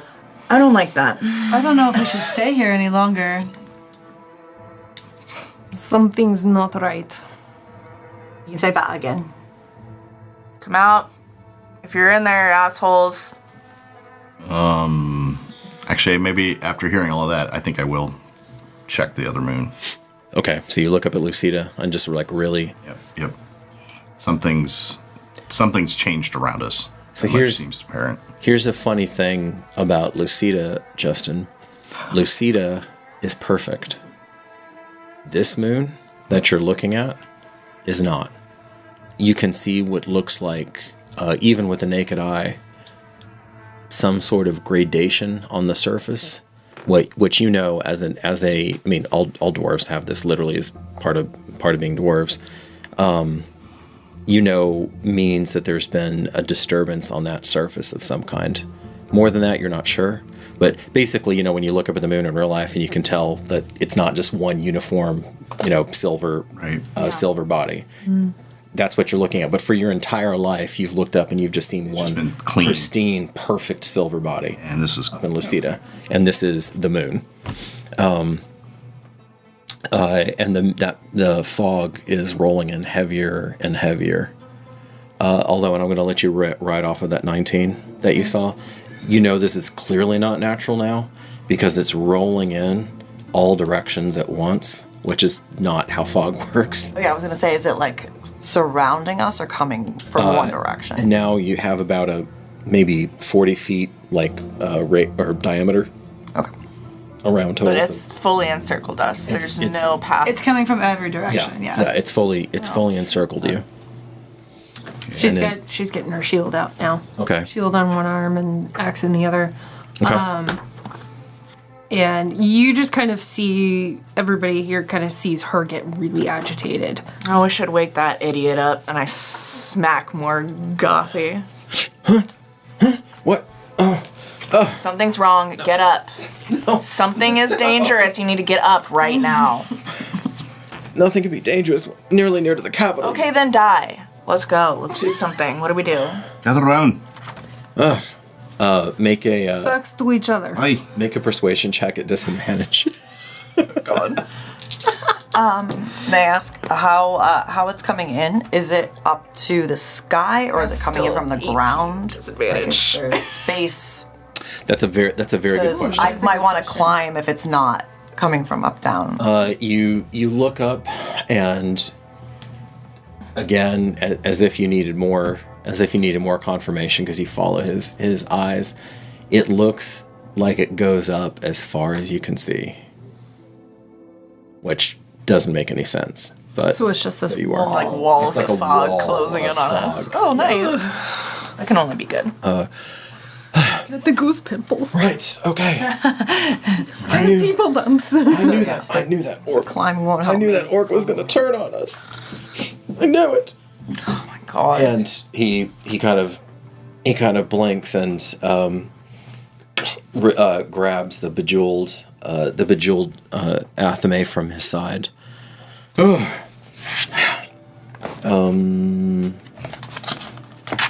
He's gonna try something Yeah, stupid. Durgen, as Durgen kind of back to back with you, he's like, right then.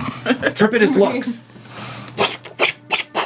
And you see a much less decorative, much more functional set of 4 of these kind of golden lava lamps, iridescent lava lamps, spring up into the air as he throws dancing lights around you all so that you can clearly see what's going on. Fucking show off. And he looks over. Someone's doing something about it. The lights. What happened to the lights? Doesn't work. And he's looking to where the path should be, where the rune safe path should be with the dancing lights over there. We're not where we were. What are you talking The about? moons are not the same. They're gone. Look. No, that's impossible. Even here, her wisdom would sense any sort of disruption in the weave. What does that mean? Durgen, what does that mean? Look at the moon. There is no umbra. I see. What does that The moon is mean? just wrong. Yeah, and now you see kind of the craters on the moon, and As I saying that, I'm actually looking. I'm scanning the tree line as I say that because you've already seen it. Yeah. trying to let Aren't them. you like a naturey elf? What does that mean? Someone else has to look. I can't look up that Well, high. I'm taking a gander at it, and I think I recognize from long stories that I heard when I was younger. This happened way back in the past. I think they're coming. Who's they? Who is they? I shouldn't speak of them.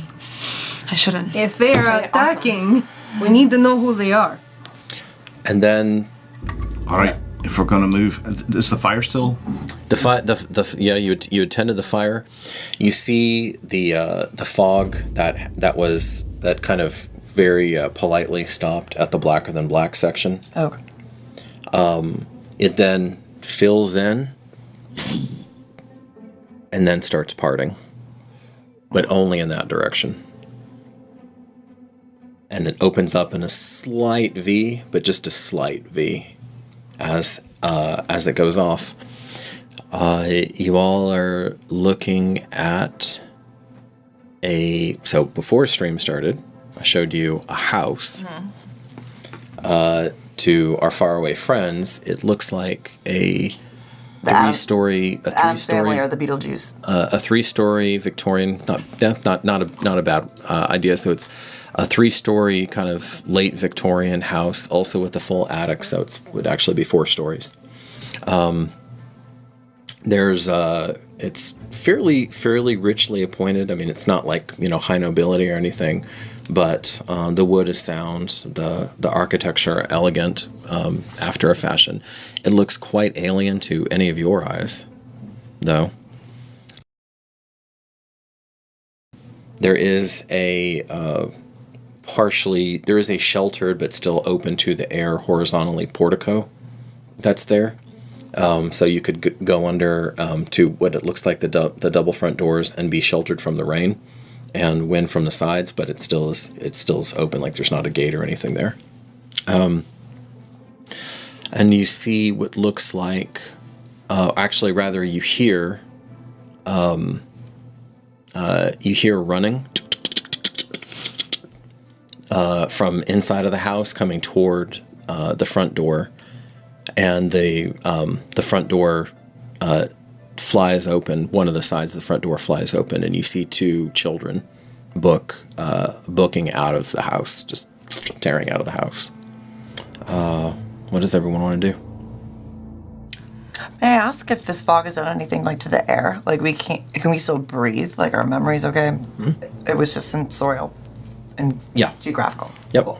Yep. These children, they look innocent? You can make a perception check and see. Okay. Yeah, I'm like, okay, yeah. D20? Yeah, D20. How far away? Yeah, it's basically always going to be D20. Shut the hell up. I'm so bad right now. I don't think I want to use this anymore. You don't have to. We don't like it's a 4. How far are we from the house? Maybe 50 feet. And then you house. said 50 feet. Wow, we're close. perception. Pretty close, yeah. And then I have a 6, so 10. 10 total? Okay. You're looking, I mean, it's hard to tell with this lingering mist and from this distance. You don't see any obvious, like, blood or weaponry or anything on them. It looks like there's an older sister and then a younger brother. And she says, "Thornbolt, quickly! You have to move your legs!" Are they running towards us? Yeah. Children, what is the rush? Yeah. What is going on? And we understand them? Surprisingly, you do. Okay. All of us? Or Yeah, all of you. You all speak common. Yes. Children, what's going on? So Calm she down. So I'm going to describe to our faraway friends what you're seeing as it's storybook time, and I'm going to pass Storybook time. I'm going to pass the kids. I'm going to pass the kids around. So you're seeing They're sweet, sweet children. you're seeing children who look again fairly pretty richly dressed, not outright nobility. They've got they do have an odd, almost eggplant shaded skin, which is not unheard of in Hia Tera, because you have tieflings who are different colors. Even some of the underdark, some of the underground elves can also come in various shades. So it's not unheard of, but they look like human, so that would be unusual for humans. Ready. And the boy is holding some sort of doll, like some sort of stuffed doll, in his hands. I knew they'd be sweet. I was raised with younger siblings, and I feel a sense of ownership to go up to and try to get them to somewhere safe, which would be me at the time. Okay, so she sees you and basically with no hesitation, just runs over to you, and she blurts out. She blurts out, "There's a monster in our house." What kind of monster? What? I heard it, and I know it's there. I can hear it stomping around and screeching. What did monster do? It stomped and it screeched, and no one's home. No one at all. It must have eaten them. The boy starts, "Oh, I shouldn't have said that. I'm sorry, Thorn. I'm sorry." Maybe a fox got in or something. Well, maybe they're around here somewhere. Would you like us to go and check for you? Where are Please. your mother and father? I don't know. Daddy says never. We shouldn't have come downstairs, but we had to. We had to. Thorn, you have to. Shh. No, don't do that. Don't do the crying face. It doesn't help. Yeah, we can't leave them like this. What do you say? We go in and check? I'm gonna look around Yeah. more. I'm a little unnerved. Like, are we? Is the fog closing in around us on the other sides or anything like that, or is it just kind of like forcing us to the house? Morgathi narrows his eyes and like really eyeballs the kids. It looks fairly static. You see it flowing, almost like there was a glass partition that it was hitting and kind of bouncing off of, although obviously there isn't anything there, but that's kind of how it's moving. The children seem to not even react to or notice this fog. Oi. Who are they? I'm Rose of Alda, but most people call me Rose. This is... I was kind of, bumping Morgana. Oh. Morgathi. You got me Trevor doing naming that. You think it's the twin. Yeah. Who are they? How would I know that... Well, you know who she was. At this moment, I now take a glance. And now you see it's the brother. He obviously knows who everyone is. You see it's the brother, and he says, "How should I know? You, Rose? You said what? What is this? What is this?" And That's a good question. The children, obviously. well, that's not what I'm. Any road. They're weird children. This is weird. Well, Children are children. There's certainly aren't any children anywhere near Ice's End. I think that the dwarf has the right of it. I just see them. Look at the threads. Look at the colors, the color palette, the style, the cut, the hem. It's all wrong. It's all wrong. For once, I agree with that guy. I know these things. This house just appeared out of creepy fog. And the moon is wrong. This is not... Gheera kind of I don't know about These barging children into don't even Morgathi's notice face. the fog. As I'm like holding on to them and I'm realizing that they don't even notice what's around us, I'm starting to feel a bit suspicious about these kids being so close to me. And I slowly start to like edge away while everyone is talking. I'm gonna get down on Rose's level, like bend down till I'm about to say, Rose? Why is there so much fog around here, Rose? Fog? You see the stuff swirling in the air? What's that? No. Well, that's not a good sign, guys. She stands back. I say a little prayer Okay. of guidance. And I want to try to make some sort of an insight on what I'm seeing with the house and the kids and... That'd be a perception roll, unless you wanted to do an insight on the kids for their emotional state. Or an arcane check, or an arcana check for some sort of magic. Sure, let's do the And arcane check. Arcana is knowledge about Magic. Mhm. Okay. And magical beings. Okay. Yeah. Because that's part of your intelligence thing. Arcana them. I'm down for an insight check on the kids. On the children? too. Okay, go ahead. You can go ahead. Great. Yeah, I want It's one. a whopping 9 on the arcane. You're not really sure. I mean, obviously living in Hia Tera, you know that, there are mighty magics abound. Certainly this is not manipulating, even large-scale manipulation of fog, very powerful illusions, or illusions that are planted in your mind, or even the power to physically manifest a house. Those are all possible things to you. But you're not really sure in this particular case what's going on. What did you get? I got a 13. As she leans down into Morgathi's face. Children are not like rooms you decorate. News to him. Whatever witty retort the slender elf was going to have, as you kind of get a little tusk in there. He's like, he kind of has a C-3PO moment and just retracts his face. You have this weird moment of dichotomy with the children, where at one there's something in your gut telling you, obviously there's weirdness afoot, but there's something in the fear and the way that the younger sister is trying to shepherd or the older sister is trying to shepherd the younger brother, that inexplicably strikes you as real or true, and you're not really sure what to make of it. Okay. With that, Finny, the younger brother, I'm not sure how tall Thorn is, but it's smaller. Like, Finny never feels like the tallest one in the room. And Finny's kind of been observing that Probably about your height. That Thorn was the most afraid upon our entrance. He was horrified. And based on Gheera's reaction, addressing the children, I think Finny wants to address Thorn, Sure. and or go through the house, or make contact with Thorn.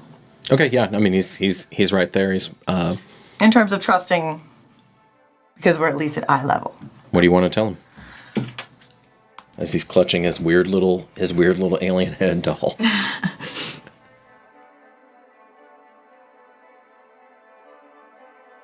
Do you know what you saw? What you saw? I know what I saw. Do you know where you saw what you saw? Can you take me where you saw what you saw? I can take you to the house, but I don't want to go back inside until that monster's gone. What if I go with you?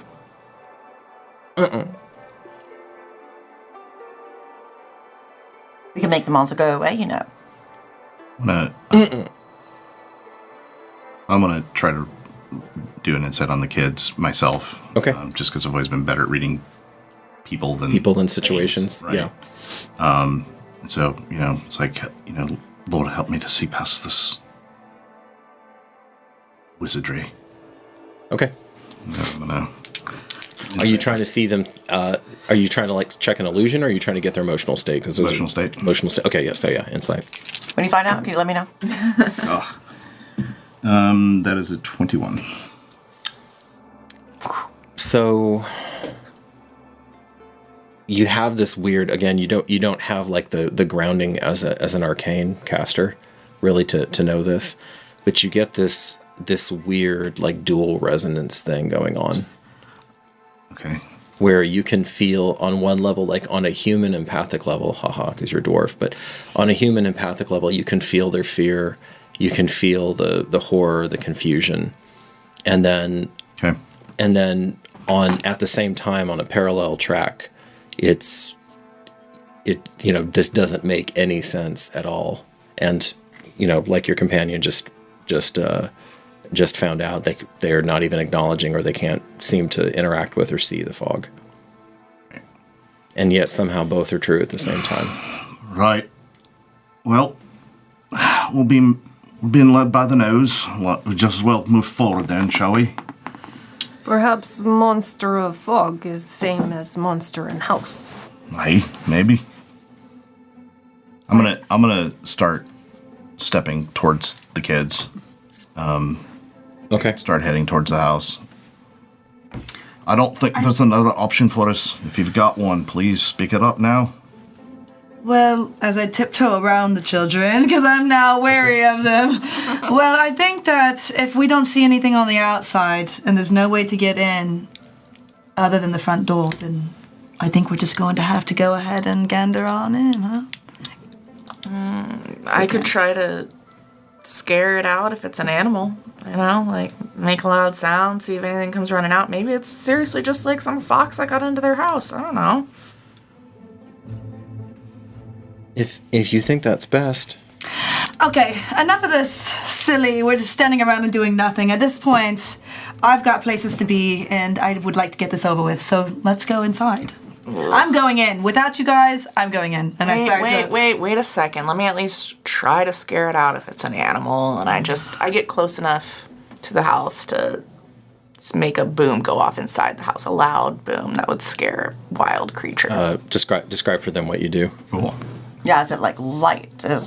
Yeah. Like just... Yeah, I really for prestidigitation, do very subtle, just to Awesome. point my hand over in the direction I want it to be and casually give it a little flick, and you just see or hear a boom from that direction. Gorgeous. Is that, I know thaumaturgy can do that. Prestidigitation can... Yeah, I can do noises a too. harmless sensory thing. Okay. And you're turning up the volume as far as you can. As loud as I can make it to make where it would scare something. Okay. Especially just an animal. Correct!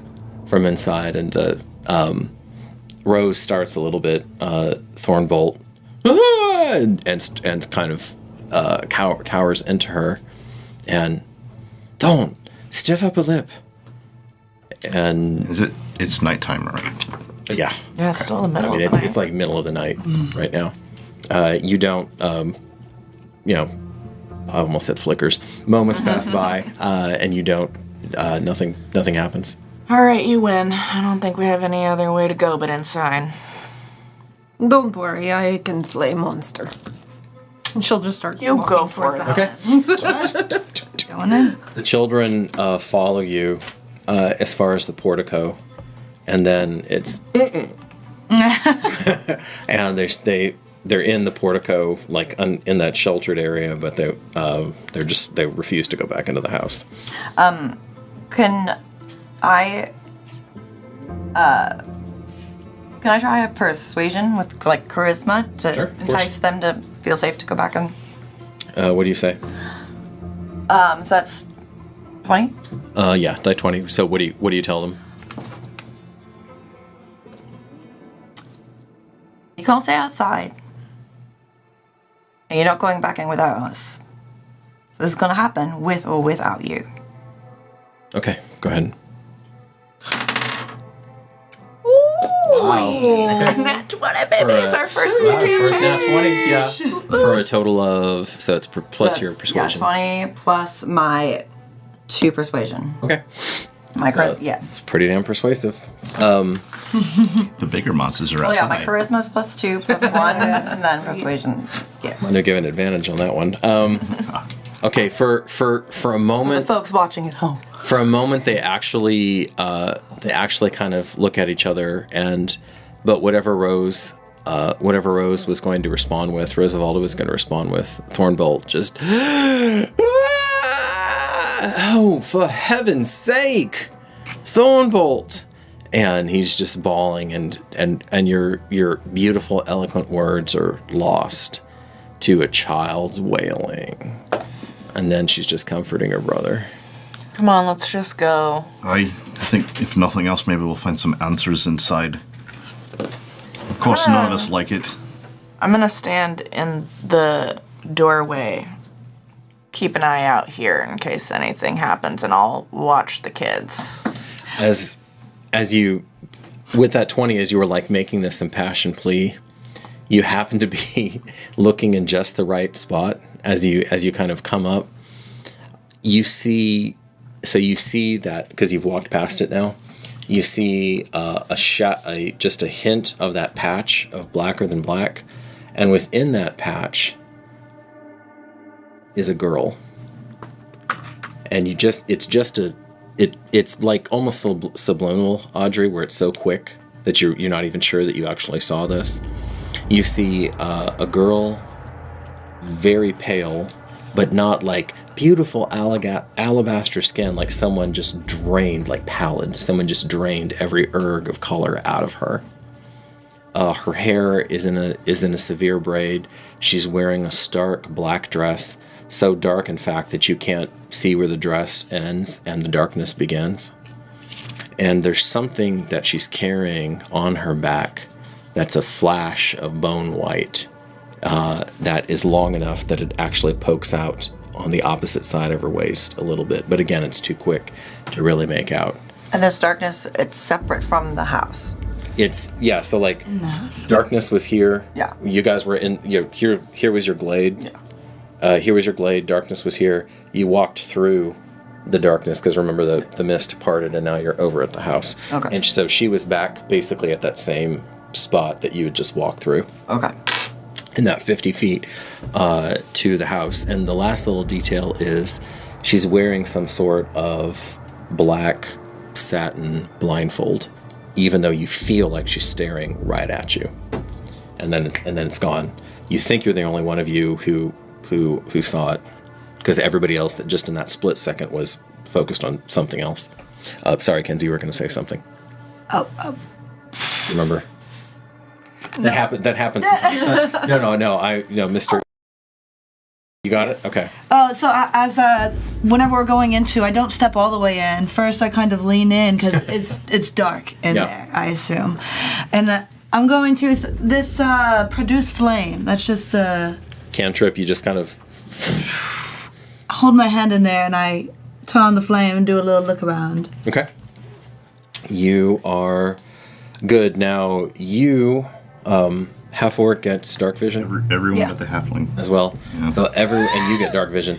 So ironically you're not wrong to have the flame because you can see color then, but you can see in the dark. Oh. Because you're did it for you guys. Yeah, it was actually just for you. Yeah. Everybody can? Finny is the only person who doesn't have the rogue got dark vision. Cool, so by 20, I now am the only one who can't see something. And she's not even looking. She's looking behind us at another. So That's some creepy lady. Because obviously y'all know, especially y'all who have gamed with me before, I don't normally just read out of a book, but because we're doing this as written, and I'm trying to keep this pretty, even though I'm putting my spin on it, but I'm trying to keep this pretty tight in. I'm actually gonna read you some here. So you've got okay. So you saw the picture of the house. House has 4 stories, including the attic. It's got 2 balconies on the 3rd floor. One facing the front of the house. You actually have to walk under that balcony, like to get into the house. And then one facing the back. House has wooden floors throughout, and all of the windows on the outside look like they are hinged, so you could swing them. Okay. So they could be open because a lot, especially with architecture, you're used to a lot of windows that are fixed because you don't need air conditioning. You don't need airflow because everything is basically magically air conditioned. Yeah. It's perfect 72 degrees. It's like at perfect. All times. It's like prestidigitation, permanently on the structure. It also doesn't get dirty. It just cleans itself every day. You said 3 stories. The second one has the balcony on it. 3 stories and then an attic, so it's actually 4 total. Mm-hmm. And that 3rd story is the one that has the balconies. So as you poke your head in, and I'll describe the room writ large, but as you poke your head in, all of the rooms that you guys are going to be dealing with, unless I say differently, are surprisingly free of dust and other signs of age. So it looks lived in. That may not be all that weird to us, actually. Floorboards. Oh no, I take that back. That's true. So to you, Gheera, and to you, Finny, it would look, if you're thinking that this is you're just dealing with ghost children or something. The house looks lived in. Okay. Which is maybe not what you were expecting, or maybe it is. I'm not sure, but depending on your process.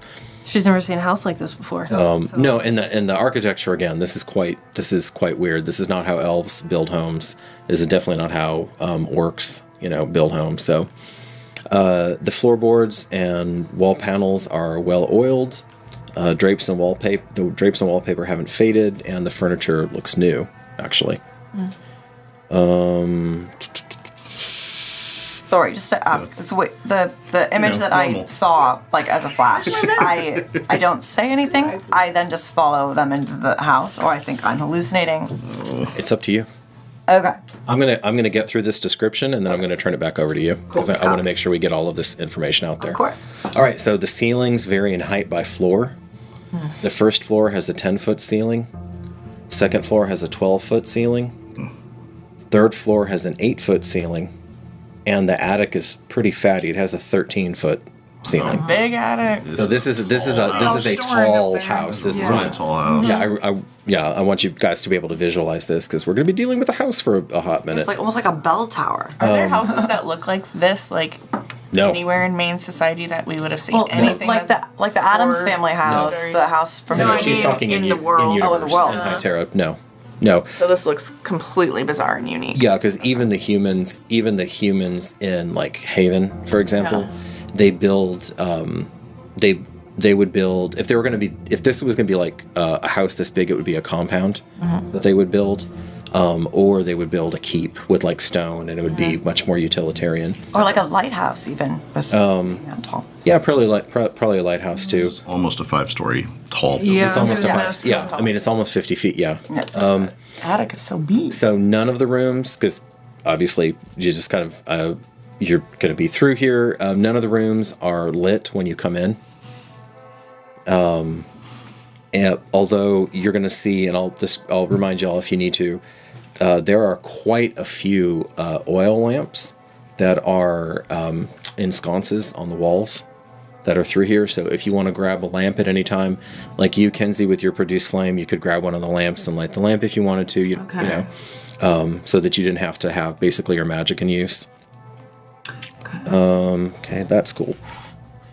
So you have slight difference here. As you came in through the portico, there was a wrought iron gate with hinges on one side. There is a lock on the other, but it's unlocked. Oil lamps are hanging from the portico ceilings by chains, flanking a set of oaken doors that open into what you're about to see. So as you open it up, you're looking, and unfortunately this drives me crazy. When they oriented this map, they didn't make north. I don't know. Some of the modern D&D adventures do this. Yeah, they made it east. So anyway, I'll try to change these descriptions. That's how the old maps used to be. So that they match. Maybe they're just going for vintage era. Exactly. Vintage era. Sundial. So basically on the right hand side as you come in, there's it's a foyer. It's 15. Yeah, it's 15 deep and 10 wide. So basically like a rectangle. You see that there's a shield emblazoned with a coat of arms, which looks like a stylized golden windmill on a red field. Do I recognize the sigil or anything? You do not have to make a history check. You don't. Okay. And you are well. Actually, go ahead and make the history check because I want to see like how well steeped. You can roll advantage on this because it's something that you would have been just drilled in. Stupid. That's a 21. Okay. So yeah, I mean, this is what you've been doing for the last decade, where you've just been getting drilled in all this stuff. You know every single sigil by sight on probably 2 different continents, and this is not one of them. And then that shield is flanked on either side by a series of framed portraits of stony-faced aristocrats. And then at the other end, you see mahogany framed door, another set of double doors, mahogany framed double doors that are leading past this foyer.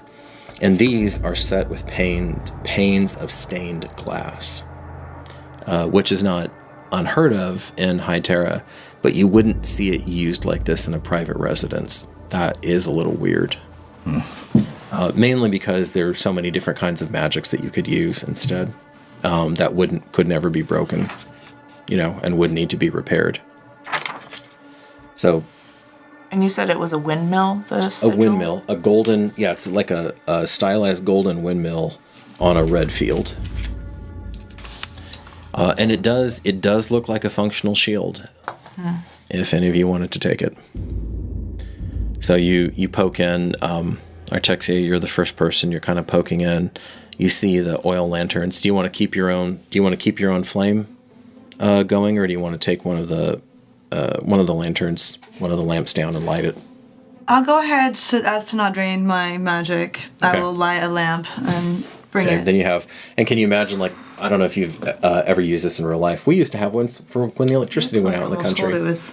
But where it kind of like, it has the fat, you got it. No, you got it. Literally, though. See, we're doing it this session. Okay. So you raise the wick up just a bit, let it so it burns more brightly. It feels like it's about it's at least halfway. So you've got at least several hours of oil in it, and then, like I said, you can probably see 3 more of them, in this foyer. And the rest of you are coming in. Finny, somebody told me. Oh no, wait. Was it you? I'm gonna stand in the door. So as long as they are on this floor right near me. I'm gonna stand in the physical door so it couldn't shut, but facing out, watching the children and the darkness that we just came through. Okay, that's smart. All right, so the rest of the party kind of cautiously filters in, on alert now. If you're insistent on going in first, that's cool. I'll try to go in next. Okay. She's not insisting. She's kind of, again, reading, kind of taking the lead. Like, again, with Tera, she's not necessarily used to, but knows it's expected that elves take the lead. You're easy to watch when you're... She's like, I'm not here to, like, ruin anyone's day. Makes sense for her to go in first, but... Lady Silverfrond, should you be... Let's let one of the others go. And so then Morgathi kind of reluctantly comes in. He's like, well, I can't just let you get torn apart by yourself. I mean, truly, I probably have this on my own anyways. If you just want to hold back, you might even hold me back if you come with me. So. Oh, well, tell him. I might. And he chop. He pulls in the 4 dancing lights so that they're centered around his blade now, the jewel dagger that he had, and kind of looking around. Do you want to keep pressing in? Like, so you hit those kind of that far? Yes, I say that as I start to get a little bit further in. As you just start pushing in? Okay. Yeah. You open the next set of doors, and of those mahogany framed doors with the stained glass. The kids are still outside. Yeah, they're still outside. Got eyes on them. Yep. Yeah, they're still outside. And This is a nice looking trap. but you're next to Artexia then, or like you're the next person with her. Or was probably. it? Or were you? I was going in. If she was going in first, I was going to go in either way because I'm used to being kind of in the front line between the two of us. Yeah. Okay. I mean, there's enough room that the two of you can go to abreast. You don't have to single file it through here. Then we'll do that. Okay. You open up, and I'm gonna describe this, but essentially the next room, it's the main hall, and you're looking at a grand rectangle. Where you're coming, so it's like if this is the rectangle, you're kind of coming in from like this corner here, and it's the rest of the rectangle. For next session, I probably will, especially as you explore it, I will just for clarity's sake, I probably will like draw out a map on a Oh yes, on a nice. grid square so that you can see, especially if there's combat. Combat's hard enough without you trying to, Picture it. not sure where everybody's at. Yeah. So you come out. There's a wide hallway that seems to run the width of the house, from what you can tell. And there's some interesting items here. There's a black marble fireplace that's to your left as you come in, and it's pretty well appointed, well carved, all of that. And mounted on the wall above the fireplace is a longsword. And with your elven eyes, you can see that there's some sort of, I think, they say hilt, so I guess it is at the bottom, although I was picturing it. It makes more sense to me. Having lived with the swordsmith, it makes more sense to me that it would be on the hilt instead of the pommel. But anyway, you see there's that same motif again. It's a windmill cameo that's been worked into the hilt. So like at the bottom, and you can see it because you're looking at the bottom of the sword. These wood panel walls are there are all these ornate sculpted images of vines, flowers, nymphs, and satyrs. Does the sword look like a real usable sword, or does it look like a ceremonial or it looks cosmetic kind of sword? Decorative sword. Decorative sword. As you're looking, I mean, you're a fair judge of that. As are you. As you're looking at it, you'd have to check the balance to be sure. But again, Yeah, she's not going to touch it, just by appearances. again, having kind of like, compared various swords before and whatever, you actually can tell a fair bit just by looking at it. And it looks of the appropriate length and also width, also thickness to it. If you kind of score up with it from a certain angle, you can also see that the blade looks straight and proper. It doesn't, a lot of ceremonial, they're actually not buried into the hilt very, very well. They're not attached to the hilt very well, so they'll tend to list to one side or the other. And this one looks like a straight shot, so it looks like it's in good condition. Okay, so you have that going on. And then there's several kind of other doors peppered, 1, 2, 3, 4, 5 other doors aside from the double that you just came in. And the other, probably most important thing is that on the right-hand side, all the way, is a grand red marble staircase.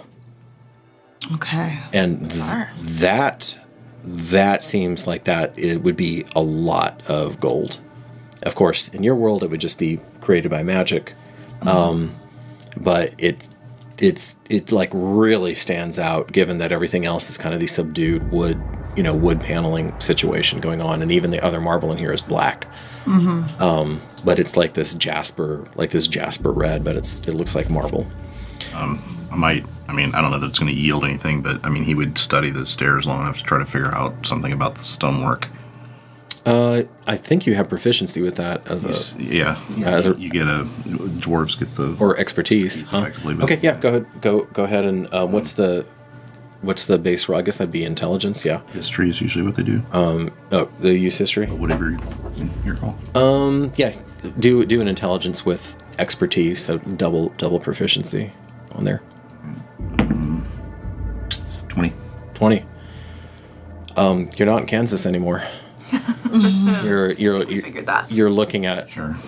You're looking at it, and it's just more evidence. Like we're not. The technique is good, but the technique is not correct. Okay, so it's not even like we're in some weird place where they imported this. This is definitely no. The moon affects our powers, no? Or at least the elves.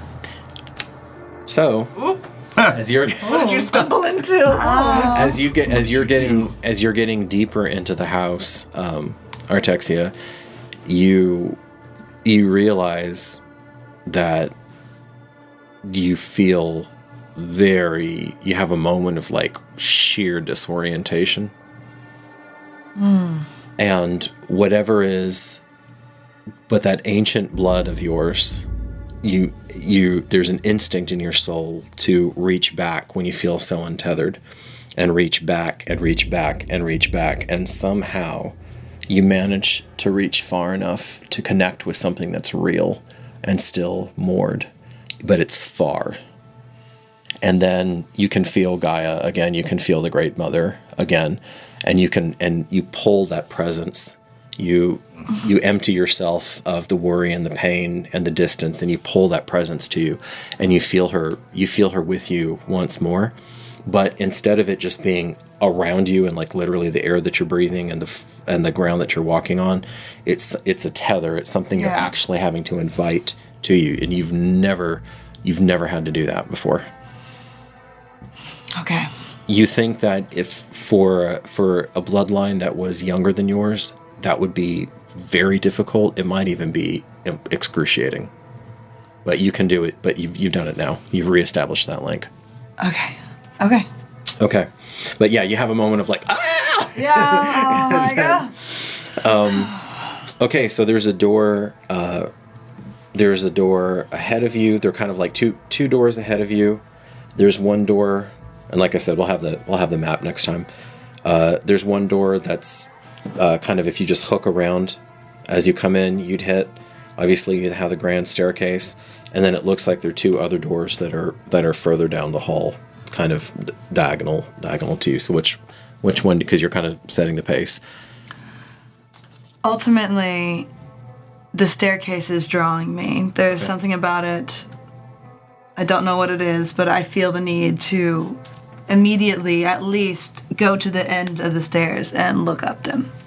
Even though it spins around, you can't really see very far. Right. Yes. Okay. You go over. You're keeping up. Oh yeah. Okay, so the three, Gheera, Durgen, and Artexia, you break visual. Yeah. Because they've now gone around. They've now gone deeper into the house. You can't see them. How many feet away are they? Like trying to clear 15. the rooms. Right. 30, but you don't know that. You just know that they We after have 20 they go past where you can see. So I don't know if we're explicitly saying this. I don't want to leave any room with like a shut door going past it. I don't want to have something come out behind us. Okay, so you just throw. Okay, there's actually only one door that you Okay. have to pass. And that hooked around and room it's that or hook, whatever, yeah. that's what I would instantly go and look Yeah, at. like checking and then Just closing my all the head in. switches. Yeah, we don't only jump from behind. Yeah. Yeah. No, exactly. that's good. Okay, so you throw that open. Thank you for saying something because I Yeah. was thinking that too. I was Yeah. like, No, that's good. Watching your 6. And I'm keeping a good eye on how she handles herself, especially with the shield and guarding the door and Okay. all that stuff. Did any and just let me know if any of you grab either the shield or the longsword. Okay, you It's not touching anything yet. shit. you throw. We're still saw something and I'm in the stratosphere. So you throw. Okay, I'll say, Gheera, you just kind of throw open the door and you give her a nod, and it looks like some sort of, just a quick glance, it looks like some sort of den. Really, it looks like some sort of hunter's man cave, is what it looks like. Impressive. Yeah, I mean, it looks good, but you don't have, you're just poking your head. Yeah, she would open the door with either her toe of her boot or her axe to push it open. Okay. If it pushes, that would be ideal. It does. And you were saying all the rooms are dark when we open spaces. So she would just immediately scan, is there anything moving? But you is there have dark anything vision. moving? So. Yeah. Sweet. Yeah, so colors don't You do matter. not, Finny, but Movement matters. yeah, you can't see And- color. Yeah, you can't see colors. It's just black and white. Yeah, so she's mostly checking for movement. And then she would see the animal heads and I guess trophies and stuff like that. And then just be like, You have one moment where you're like, oh, because there is a full on wolf in there, oh, nice. Okay. stuffed. Yeah, but you're like, okay, that's not breathing. Yeah. Yeah, it's like Reaches for the weapon. Is there anything unusual about the wolf or on any of the creatures that she's seeing? you'd have to get a little bit closer, but the head of the wolf looks oversized compared to the body. Okay, she'll note it. Okay, But yeah, Now that checking for Durgen's movement, now that- checking for monsters. so those three. And now then, that Durgen's out of my sight, I'm just gonna use message and tell him, do not go to the next floor without me. And if anything crazy goes down, just run. We don't need these people. and I think with message he can He respond. can respond Yeah. to me. Is I'll be the only one message that like can a power? And like, It's a sorry. It's like go- a spell Yeah. basically that I have. What does she? What does she do when she like uses telekinetic message? in a sense. It's magic. Is it I because just talk into my hand. You just talk Hold my hand talk in your hand. hand. You literally talk to the hand. Okay. walkie-talkie? Over. Thank you. Copy. So you hear or you see because it's telepathic, right? Yeah. Yeah. Message. See, this is what happens when I'm just running a gritty war story and So it would literally just be like, I was like, make an Arcana check, make a Deception check because you're trying to be try me, girl. die 20. 14. My Arcana is +1. Intelligence 12. Yeah. So 15 It's- total. 16. 16. Okay. Yeah, you don't notice that she's casting a spell then. All right, but we're gonna run to where? Back to the fog? Out of here. Ask this place. I don't know. I guess being it's her spell, I kind of, bring the shield back down when I'm done talking. Okay. Do you answer again, or you just let it, go? Just kind of let it go at the moment. Okay. Are you going to say anything to Faren? Did anyone see the girl outside in the dock? Yeah, the little girl and her brother. We talked to them literally a few seconds ago. No, the other one. The other one? We're in the house. Yeah, because I'm the only one who's near you. Yeah, it's just these two. It's just those two Just you there. two. No one saw that other one. What are you talking? What other one? A lady? A girl? A woman? Where? Quit blubbering. I think Finny kind of crumbles a bit Are you okay? because Finny's around magical people who didn't see a flash of magical something that, yeah, who, like you assume that these magical beings would see that. So Finny kind of crumbles and weakens a bit and doesn't know what to do. And he Or seems feels sick. stupefied. Yeah, stupefied, but like almost kind of. Hey, it's okay. Just tell me what did you see? What did you see? Out of the darkness, there was this girl. It was as bright as the moon that we no longer can see, and she had like a.